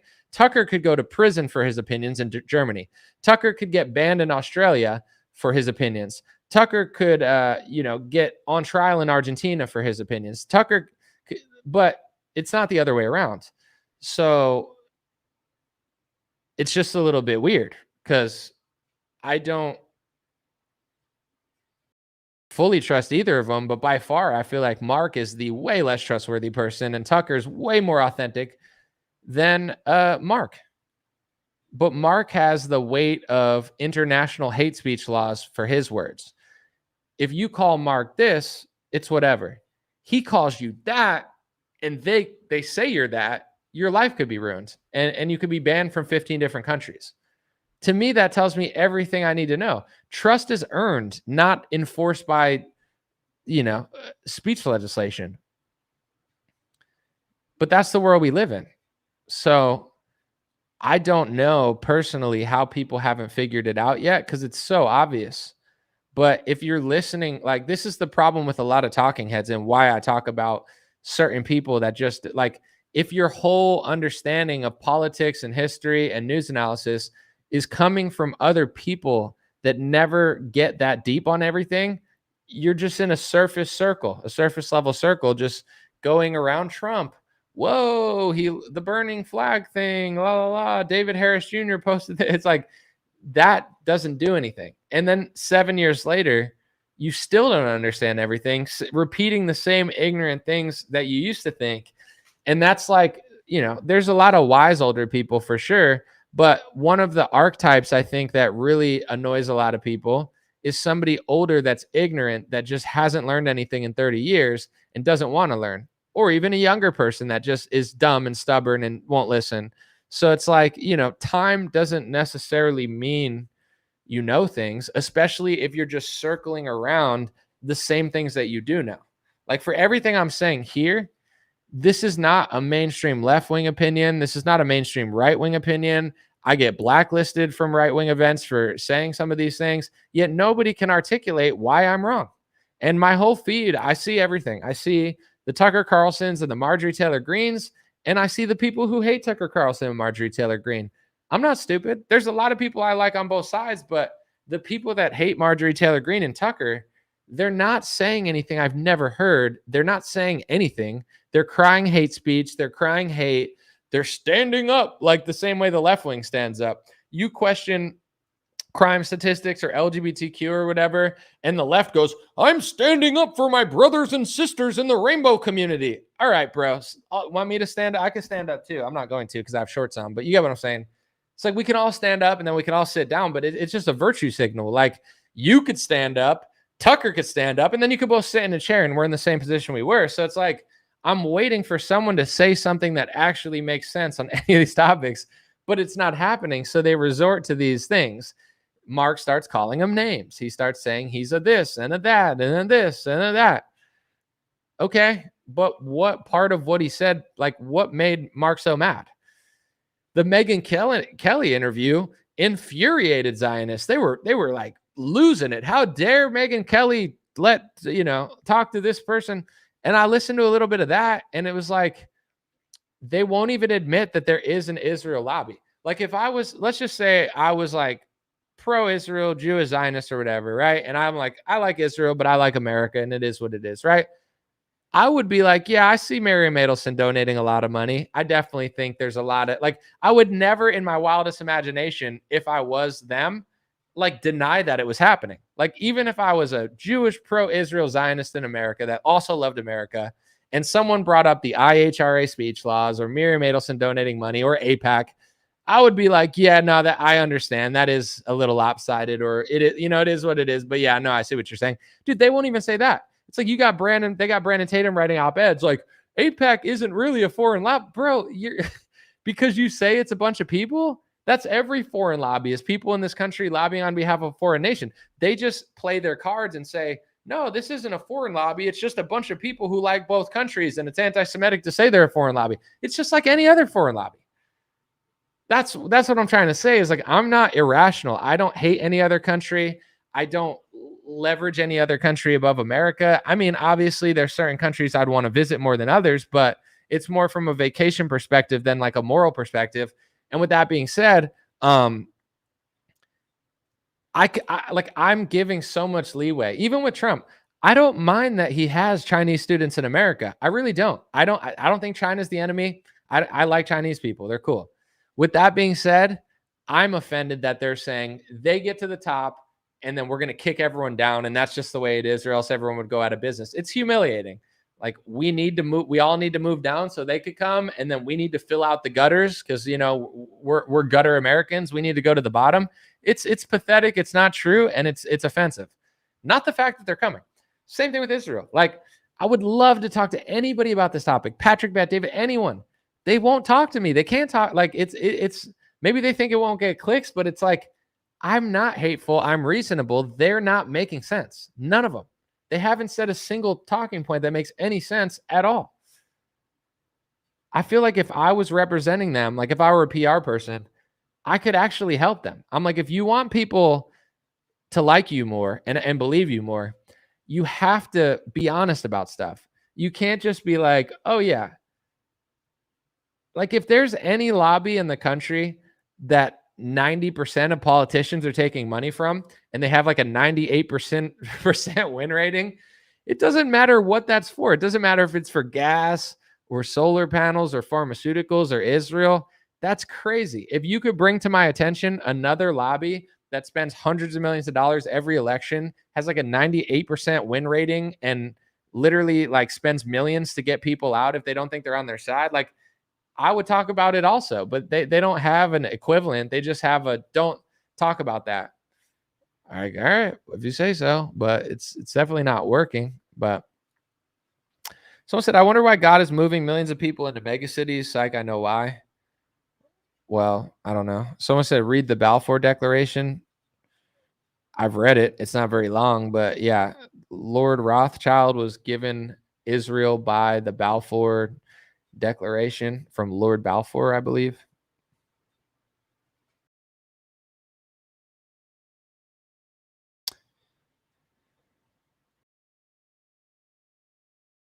Let's see.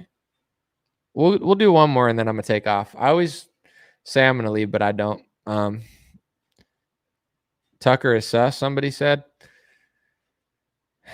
Everybody has an opinion about somebody. I like Tucker, but I understand he's like beefing with Nick and Candace and stuff. But I like all of them to some extent, and I think they all have some value, but they all want to fight. So I don't. It is what it is. Did I ever connect COVID to the Rothschilds in Netherlands? No, I don't. I don't even think I thought about the Netherlands during COVID. So I don't know much about the Netherlands besides their soccer team. Someone said they don't care because you're being so nice and reasonable. They can't call you an anti-Semite. Well, they can, but it's harder to do when you're being nice. I don't know who said this recently. I heard it in a clip on Twitter or something. To be honest, I can't remember who said it, but they were saying like it might have been Nick, to be honest. But I honestly I don't remember who he was talking to. Maybe Tucker or somebody. I don't know. But he was talking about like when they call people anti-Semitic, and he's right. This is not everybody, but it's like that exactly what you said. Like if you're being nice and reasonable, it's harder to do it to you, but they're still mad at you because it's almost like more annoying. It's better if you're just crazier because then they could just point to you and be like, he's a madman. But if you're not, it's not like they're like, oh, he's being reasonable. We're glad that he actually makes sense and he likes us. They don't like it. They don't like someone who's being reasonable because they want someone to completely agree with them and push their agenda. So it's like, even if I'm like, hey, I like your country, I like your people, it's all good, but these speech laws are anti-American and also the Israel lobby's real, they'd still hate me. It doesn't matter what I said. It doesn't matter what concessions I make. Like they don't like everyone I follow that is a Zionist. Like after the war broke out, I have friends in this industry that like they're acting like zombies. They literally are like everyone that mentions the Israel lobby, they're like, oh, geez, look at him talking. It's like, are you that big of a liar? If I loved Israel and I was Jewish and I lived in Israel, I would be like, yeah, I see it, but I like it because it's a lobby in my favor. You know, there's a way more honest thing to say. You could say, listen, yeah, it exists. Yeah, it's powerful. Yeah, it seems to be like the priority of the Republican Party. And I understand why people think it's going too far because I could kind of see it too.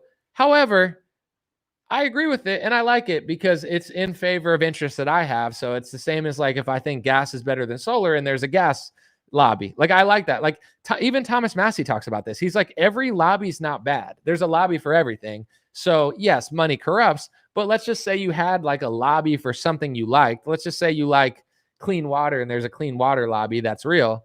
You like that lobby. You get what I'm saying?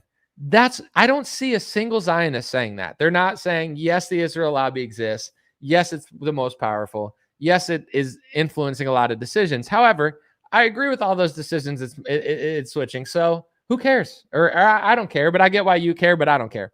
Do you see how people would like me more? They'd be like, you know what? Anomaly's at least honest about it. He sees it. You know, I like Trump. I voted for Trump. I think he's controlled by donors. It doesn't mean I hate Trump. I'm just not a liar. It's just the reality of the situation. Why can't any pro-Israel people do that? Why are they all spurging out at Megyn Kelly? Megyn Kelly's been like an industry plan her whole life. She does good journalism for a year or two, and people are like, oh, look at her go. Bro, watch that interview. She didn't do it. Like, they're like, she didn't even push back. Because everyone in politics knows the Israel lobby's real. And if you worked in media, you definitely know it's real because it's massive pressure her whole life that she's experienced, like everyone in every media company everywhere. We all know it. I've been in media from 2016 to 2020. I experienced it extremely heavy in 2019. It was the heaviest pressure I'd ever felt from anything, including the left, and it was coming from the right, and it was the Israel lobby.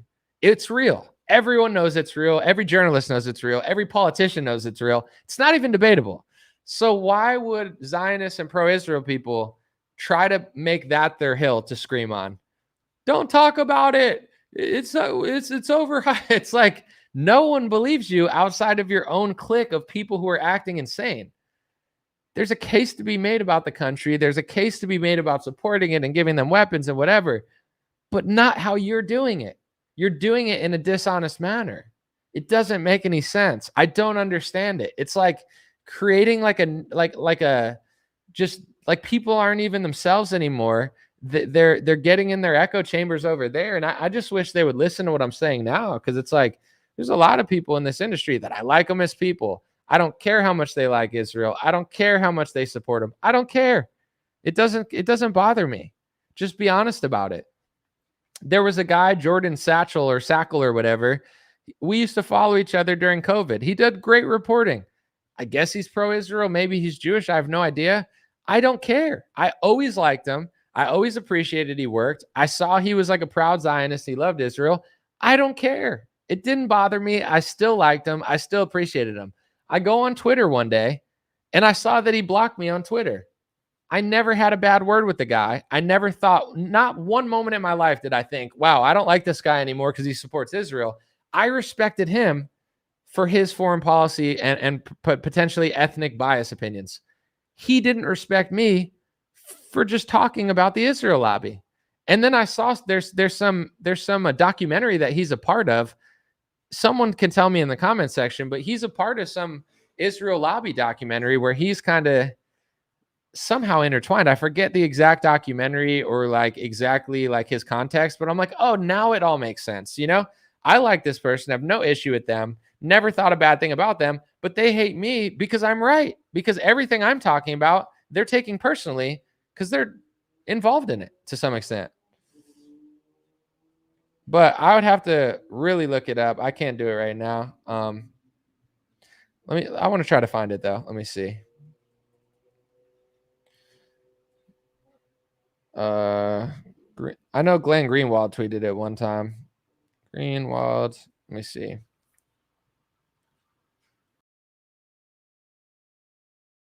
I'm going to try to find it real quick because it's going to bother me. Let's see. Oh, yeah. I found it. So I guess it's part of some documentary where he described his secretive work for the state of them. So I guess like he said he worked for them in a documentary or something. I don't know what documentary this is a part of. I'm going to find it real quick. But it's a part of it's a part of some like Israel lobby documentary. I'm just going to play a quick clip. Let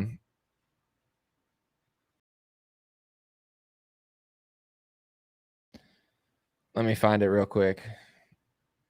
All right. I mean, hopefully I don't get copyright stricken for this. And hopefully it is what I think it is. But anyway, here's this guy. We're putting together a lot of pro-Israel media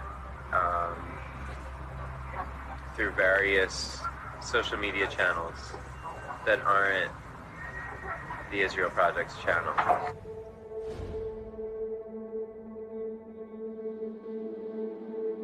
So we have a lot of side projects that we're trying to influence the public debate with. So that's why it's a secretive thing, because we don't want people to know that these side projects are associated with the Israel Project. So this guy and me were on cool terms, right? I knew nothing about him, his foreign policy, anything. Don't care. He was great during COVID. He did great reporting, great for the American people. I liked him. I literally just noticed one day, I was like, why would that guy block me? We were really cool. But then I noticed he was always tweeting like Israel stuff, and I didn't care. I never cared. Don't care. Doesn't make me dislike him at all. But he doesn't like me because I'm talking about the Israel lobby, right? So I'm anti-Semitic. Meanwhile, he's in a documentary where he's literally doing secretive projects to influence the American public for Israel. Oh, that's why they don't like me, because I'm right, you know? And I'm not even mad at it. It's just like, I don't care. Like, I'm doing what I say I'm doing. I don't have a secret project to do this for that. Like, I don't know what that's like, but it's like, I guess me just talking about a lobby in America when you're lobbying America for them makes you mad. Why would that even make you mad? Why wouldn't you just be like, oh yeah, no, that's what, yeah, we're doing that. Or, you know, people are doing that, but who cares? Why not be proud of it? Why not be like, yes, this is the paradox of it. I would respect people more if they were proud about it, but they can't be proud about it because if they are, then they are proving they have dual loyalty. But they're pushing hate speech rules and hate speech phrases, not that guy specifically, but people are, to say that you can't say that they have dual loyalty. So it's the ultimate sneakery. They're like, yeah, we could just honestly tell you what we think, but if we honestly told you what we think, then the truth would be the hate speech laws we're passing, and everybody would know that we're actually trying to make the truth hate speech. So instead of just telling you that we're proud of doing this, we have to do it while smearing everybody who says we're doing it. Like, that's how sneaky they are. That's how ridiculous it is. Like, you know, it's like if someone came and said, I love this country, I want America to work with this country because I love this country for, you know, let's just say I'm Polish, right? Let's just say I wanted America to be closer with Poland. Everything I did was for Poland. And someone comes to me and says, Anomaly, you sure do talk about Poland a lot. And I said, you know what? I'm a Polish American and I really like Poland and I like the Polish people and I like the Polish country and I want them to do well because it's my ethnicity. So yeah, I do have loyalty to them. Wouldn't you respect me more than saying, oh, it's anti-Polish phobe. You're an anti-Polophobe. Oh, this reminds me of World War II. Oh, how dare you? When in my head, I actually know that you're completely right. I would never do that. I don't even know how to act that way. That's how a lot of people are acting in the mainstream media and in right-wing politics, like a lot. And some of them are Christian and some of them are European. And, you know, some of them have nothing to do with that ethnic group of people, but they act the exact same way. It's like Republican media is like zombie land. I follow some Hispanic guy that I like that works for an organization. Like the guy, he's some Hispanic Republican American.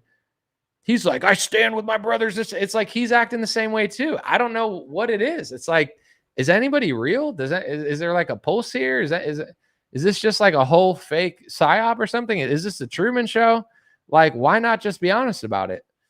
Why not just be like, yeah, we like this country. Yeah, we work for this country, or we're working on behalf of this country to some extent. So yeah, if you want to say I have dual loyalty, who cares? You know, like that's the honorable thing to do. Who cares if I have dual loyalty, you could say, because I like both these countries.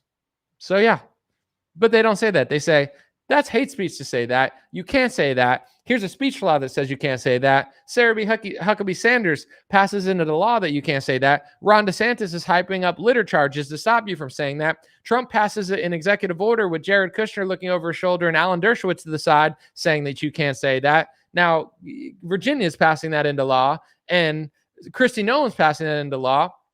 And RFK is really policing it at HHS. He needs to let you know that anti-Semitism is the same as a virus. And now Elise Stefanik's talking about it. And now Marco Rubio's talking about it. It's like, They want to stop people from saying what they're doing. I wish they would just come out and be like, yes, this is how I think. This is what I do. It's the same thing as like overthrowing countries. I just think they don't want to tell people that they're doing it. Like Ukraine. There had to be some sort of American involvement in the Ukraine revolution, but they're never going to come out and say, yeah, we helped overthrow Ukraine or whatever. We funded the revolution, or, you know, I would respect America more if they just said, yeah, we did that. I know they don't want to, but now everything's a lie. Now the government's like, did you say that? You guys are lying about everything. I don't know what to tell you. Like, you guys, like, you want people to not say what you did? Is it a national security threat to say that you're involved in the overthrow of governments and other kind? At least if you were like, yeah, nah, screw this guy, we want to overthrow him. I don't know. It would be more honorable. It'd be like, all right, I don't agree with it, but I get at least I know what's happening. It's like everything's so passive aggressive.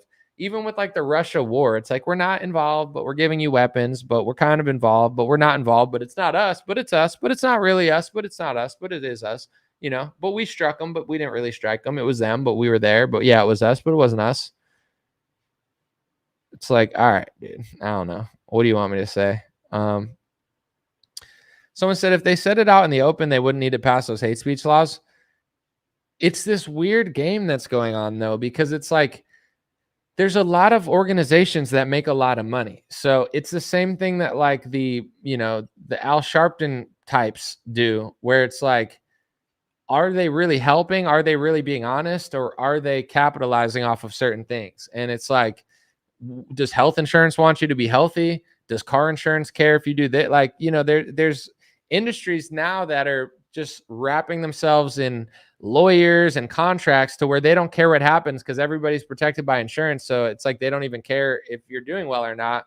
It's the same thing with a lot of these organizations where it's like they'll tell you, we want everyone to like us and we want the world to be at peace and we don't want anyone to hate us. And it's like, I would like that. I would love the world being at peace. I would love no countries fighting. But when we fight, the weapons manufacturers make money and the weapons manufacturers get money from the government. And, Israel, the aid deal that we have with them is we give them foreign aid, but it's really like a weapons thing for free. So it's basically like we give them billions of dollars of our weapons. The government pays like Lockheed Martin, and then Lockheed Martin sends them to Israel. Israel doesn't pay for them. We pay for them, but Lockheed Martin gets paid. They're not doing it for free. It's like a whole scheme. And that's just foreign aid. And Ukraine is probably similar to some extent. But then you go to some of these organizations, it's like the more people hate, the more they fundraise. The more they fundraise, the more they do. The more like it's this whole victim cycle that never ends. It's a total cash cow. They're just cashing out on all this stuff.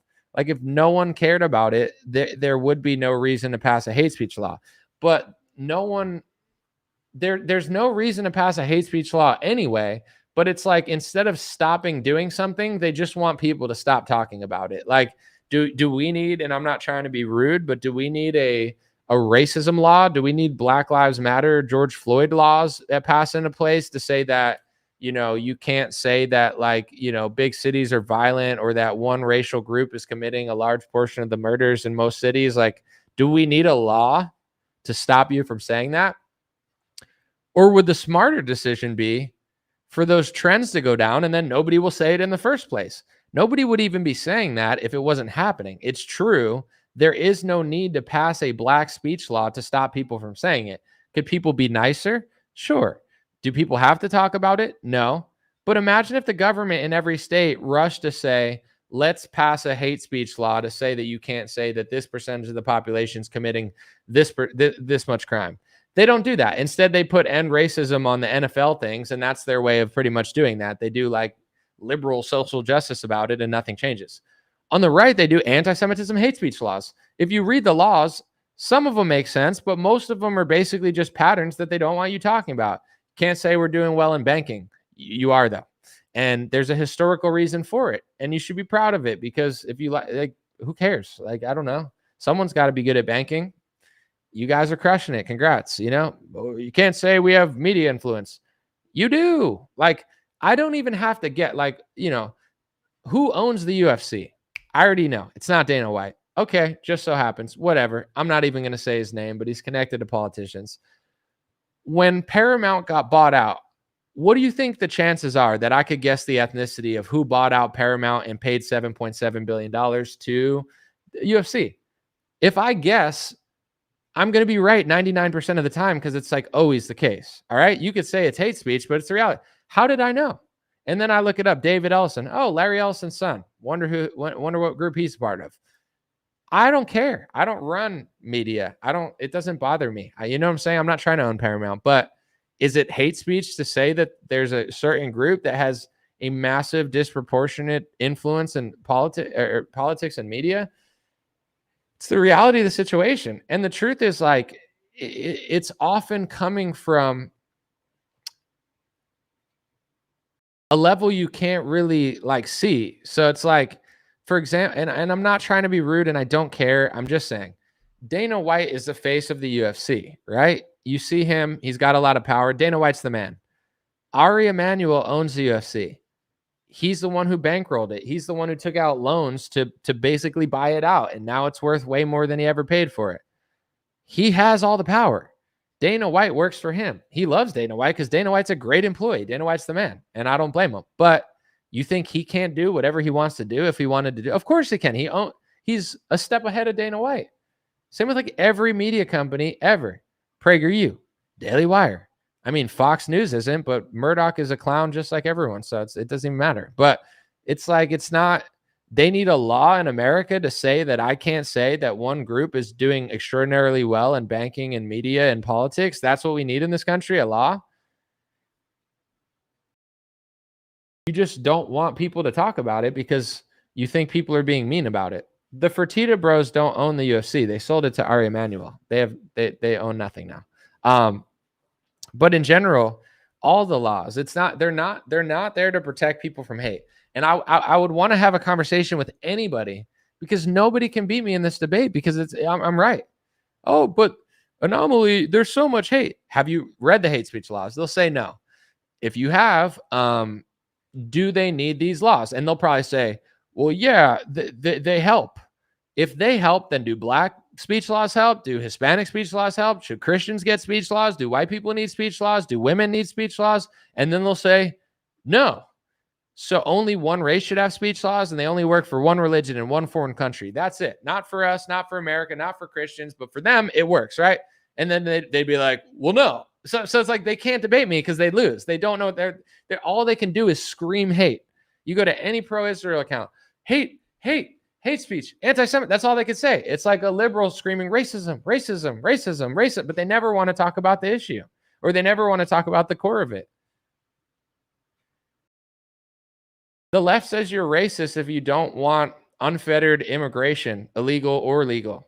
It's not racism to talk about patterns and statistics. Like there's a way to be mean about it, but there's also a way to be logical about it. Like I don't know. I don't want to go to Afghanistan and have it look like Japan. I don't want to go to Japan and have it look like Africa. I don't want to go to Texas and have it look like Iraq. I don't know. If I go to Mexico, I don't want it to look like freaking like Netherlands. If I go to Netherlands, I don't want it to look like China. Yeah, no, can't say that. Can't think that. Everybody's just got to have no opinion about everything or something. It's like there is pros and cons to it, but yeah, I've thought about these things very thoroughly, and I look forward to the day when someone actually wants to talk about it. Someone said Candace looks bad and is wrong about Macron. I didn't watch the documentary still. I know somebody super chatted me to do it. I mean, I don't know. I can't say. She's got to go to a lawsuit. She's got to go to court over it. I'm getting exhausted.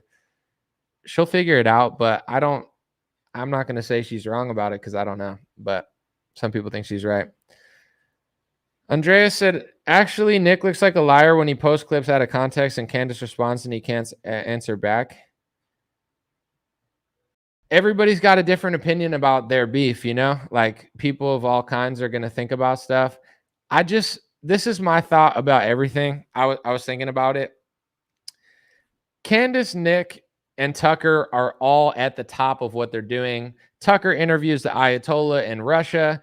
Candace is in a lawsuit with the president of France. Nick Fuentes has been banned from anything, and he's extremely edgy to the point where he'll say the N-word and say stuff. So all of these people are not afraid to be like extremely big and outspoken, right? I know Candace. I don't know Tucker and Nick. I like Candace, but, and I'm not saying this in a bad way, you have to be crazy in order to be that big. Like Michael Jordan was a lunatic, you know, but he wouldn't have been good if he wasn't. Candace, Tucker, and Nick, they're all kind of crazy. But in order to be crazy successful and crazy outspoken and crazy brave and crazy ahead of the time, you got to be crazy. So it's like you got three crazy people, in all due respect, and they don't want to sit on the throne together. You know, they all don't like each other. Nick says, you know, he doesn't like Candace and he thinks, you know, Tucker's CIA. Tucker thinks Nick's a gay kid living in his basement. I'm not sure what Candace thinks about Nick, but, you know, she doesn't like him, or she, you know, now she doesn't like him if he doesn't like her. So this is for them to decide. But I do think it's like a situation where they all could just do their thing and not argue about this stuff. But, you know, they all want to. So I'm not Candace. I'm not Nick. I'm not Tucker. None of them listen to me. We're not the same people. I don't even know who started it and why. But in my opinion, I would like to see them all just kind of do their thing and crush it. But they all don't feel like coexisting at the top of whatever they've risen the ranks of. And they're all kind of trying to joust for the top position. And it's interesting. Everyone has their own opinion of it, but I would like to see it you know, everybody likes different stuff and it is interesting, but at the end of the day, I'm kind of getting tired of like, I don't know. It's like, oh, this person messaged me that and this and that. It's like, I just don't care. You know, like it just seems very like dramatic. It's like, have a conversation, debate or don't, but you know, I'm not blaming one or the other. I'm just kind of over it.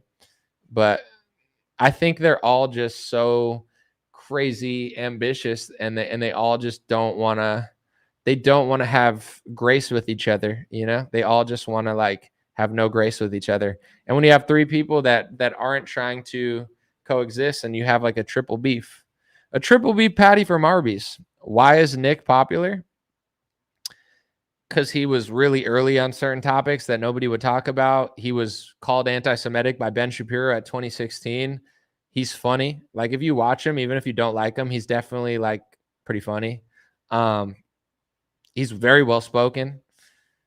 I mean, whether you like him or not, I could see why he's popular. See, not trying to pat myself on the back, but I feel like I'm good at analyzing things. Like I could see why Candace is a star. I knew Candace was a star before anyone knew she was a star. I didn't know she was going to be that big, but Tucker's a star. Nick is a star. I get why they're all big. It all makes like their trajectories make sense to me. I would never look at any of them and be like, how did Candace get so popular? I could think of 50 reasons she's more popular than most people. And there's a certain it factor. Like you either have it or you don't. Like Candace has it. She when she came out, she just had something that every other conservative did it, and she just flew to the top. Tucker's worked in media for 30 years, so he's snaked his way to the top. But at the same time, out of those people, he's the most authentic. He's the realist. He deserves all of his credit. Nick, he took and this is why a lot of people, especially on Nick's side, they have like a soft spot for him. Nick was banished from the media while Candace and Tucker worked in big media for longer. So a lot of people that like Nick, they kind of see it as like, you guys worked in the system for really long. Nick was thrown out of the system when he was in his early 20s. Like there's actually a tweet of Ben Shapiro calling Nick anti-Semitic in 2016, which is just historically fascinating. You know what I'm saying? Like, damn, you were like, what did you say to get like Ben to say that then? But at the same time, Ben used to call Ron Paul anti-Semitic. Ben sucks. I can't. So it's almost like street credit. Like some people would look at that and be like, yeah, you know, Nick is terrible. And what's his name? Ben really got out of it. But like, to me, it's like, if Ben hated you in 2016, I'm like, oh, dang, you must've been onto something. Just like Ron Paul, dude, go look at the Ben Shapiro, Ron Paul tweets. It's disturbing. This is why I don't want Ben Shapiro to have special speech laws in America, Ben lies, right? Ben is sneaky. Ben Shapiro. He exaggerates. Does he need a speech law that says that people can't say that he's exaggerating? Well, listen, I mean, it's a little bit hateful if you say that my people are exaggerating, but you do exaggerate. Like Ben was saying that Ron Paul grabbing his pen was Ron Paul choking a person of Ben Shapiro's ethnicity. Like he literally wrote that on Twitter. He's like, "Oh, he's gripping his pen like the neck of my people." It's like, that's such an exaggeration. It's like, dude, Ron Paul couldn't even like choke a freaking hummingbird. I don't know. The dude is like, he's a little guy. And Ben's like, "Oh my gosh, he's trying to hurt me." It's like he's literally just talking about cutting foreign aid. Ron Paul's like, "We should cut all foreign aid." And Ben's like, ow, ow. I'm like, "What's wrong, Ben?" Ron Paul's hurting me.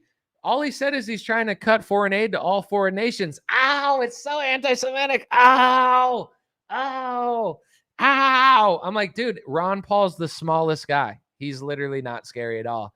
He's hurting me. I need more speech laws. Ah! What do you need a speech law for? People can't say I'm exaggerating, but you're literally exaggerating now. No, but I don't want people to say I'm lying about history, but you're lying about the present moment. If you're lying about the present moment, why do I need a government to tell me that I can't say that you're lying about history? Because it feels so hateful because of bad things that happen. All right, dude. Okay, you're the best, Ben. You're so honest, even though you got the whole pandemic wrong. You're so smart, dude, because you talk really fast and you wear Oshkosh Bagosh little jean jackets looking like you shopped at the baby section. He's like, "Look at my jean jacket. They're rebranding. I'm being rebranded on Daily Wire. I'm a real boy now." Listen, okay? I got a jean jacket. My team said, listen. They thought if you wear a jean jacket, you're going to look like a country boy, thing. You're really appealing to American people with a jean jacket. So, Jeremy Boring, he took me to Oshkosh Bagosh, and we went to the toddler section and I threw it on and I thought, wow, this really fits me like a real boy. All right, bro. I mean, yeah, your Oshkosh Bagosh jean jacket looks cool, dude. I'm sure it's like that's what I feel like they do. Not literally that, but they're like, "Ben, you're losing the American people. Like they don't like you as much as they used to. Should I be more authentic? Should I actually tell the truth?" No. Don't be more authentic. We're gonna ban Candace Owens. We're gonna piss off Brett Cooper so she wants to go independent. Don't do that. What you should do is keep lying, keep exaggerating. Tell people it's hate speech to say you're lying and exaggerating. Say you trusted Pfizer and the government by mistake and it's not your fault. But we're going to put a jean jacket on you because Americans like jean jackets. We'll put you in a Canadian tuxedo. Okay, I mean, that's a good idea. I mean, maybe they'll believe me. I don't know, but on a jean jacket. I mean, oh my God, this fits like a glove. Oh my God, it fits like a glove. Anyway, Boll and Branch sheets, they're really good sheets. I mean, I roll around in them and I'm like, oh my gosh, Boll, Branch, Boll, get your Boll and Branch sheets. I mean, oh my gosh, I can believe Father lied to me. Listen, okay, Candace, I just think that you made a big mistake when you were like, "Oh, I'm a black girl. Oh yeah, Black Lives Matter." And I was like, "Cool, Candace, yeah, that's cool." And then you're like, "Oh, George Floyd." And I was like, "Yeah, Candace, that's really good. I mean, yeah, you talk about George Floyd, that's good. Talk about the black community." And then you're like, "Oh, white liberals." And I was like, "Good job, Candace. Yeah, that's good. Talk about white liberals." But then when you talk about my people and the country that I like, that was a step too far. Okay, Candace, get back to the black people. Make fun of the white people, okay? Do the black versus white, left versus right thing. Hate the Palestinian kids and stuff. Do that. That was a good stick for you. But when now you're like, "Oh, I don't like foreign aid or whatever." I mean, that's really hateful, Candace. Get back to like the black people pull yourself up by your bootstraps. But Ben, shouldn't you pull yourself up by your bootstraps too? Oh my gosh, that's so hateful. Oh my gosh, no, but oh my gosh, get her out of here. All right, I'll get her out of here. Oh my gosh, that was crazy. I was being attacked by this crazy black woman. I'm joking. He's like, she just snuck up on me out of anywhere. I was like, what the heck? It's just getting so dangerous in here. I mean, she could have been working for the Muslim Brotherhood. Oh my gosh, Cutter could have been funding her. Oh my gosh, it was Cutter. Oh my gosh, it was Cutter and the Muslims. Oh, who knows who she's working for? All right, dude. Relax, buddy. Calm down. This is a serious news show. You don't got to do that.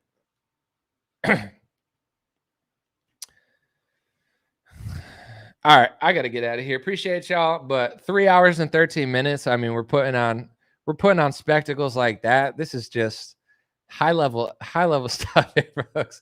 Appreciate you. God bless you. God bless your family. God bless America. God bless the world.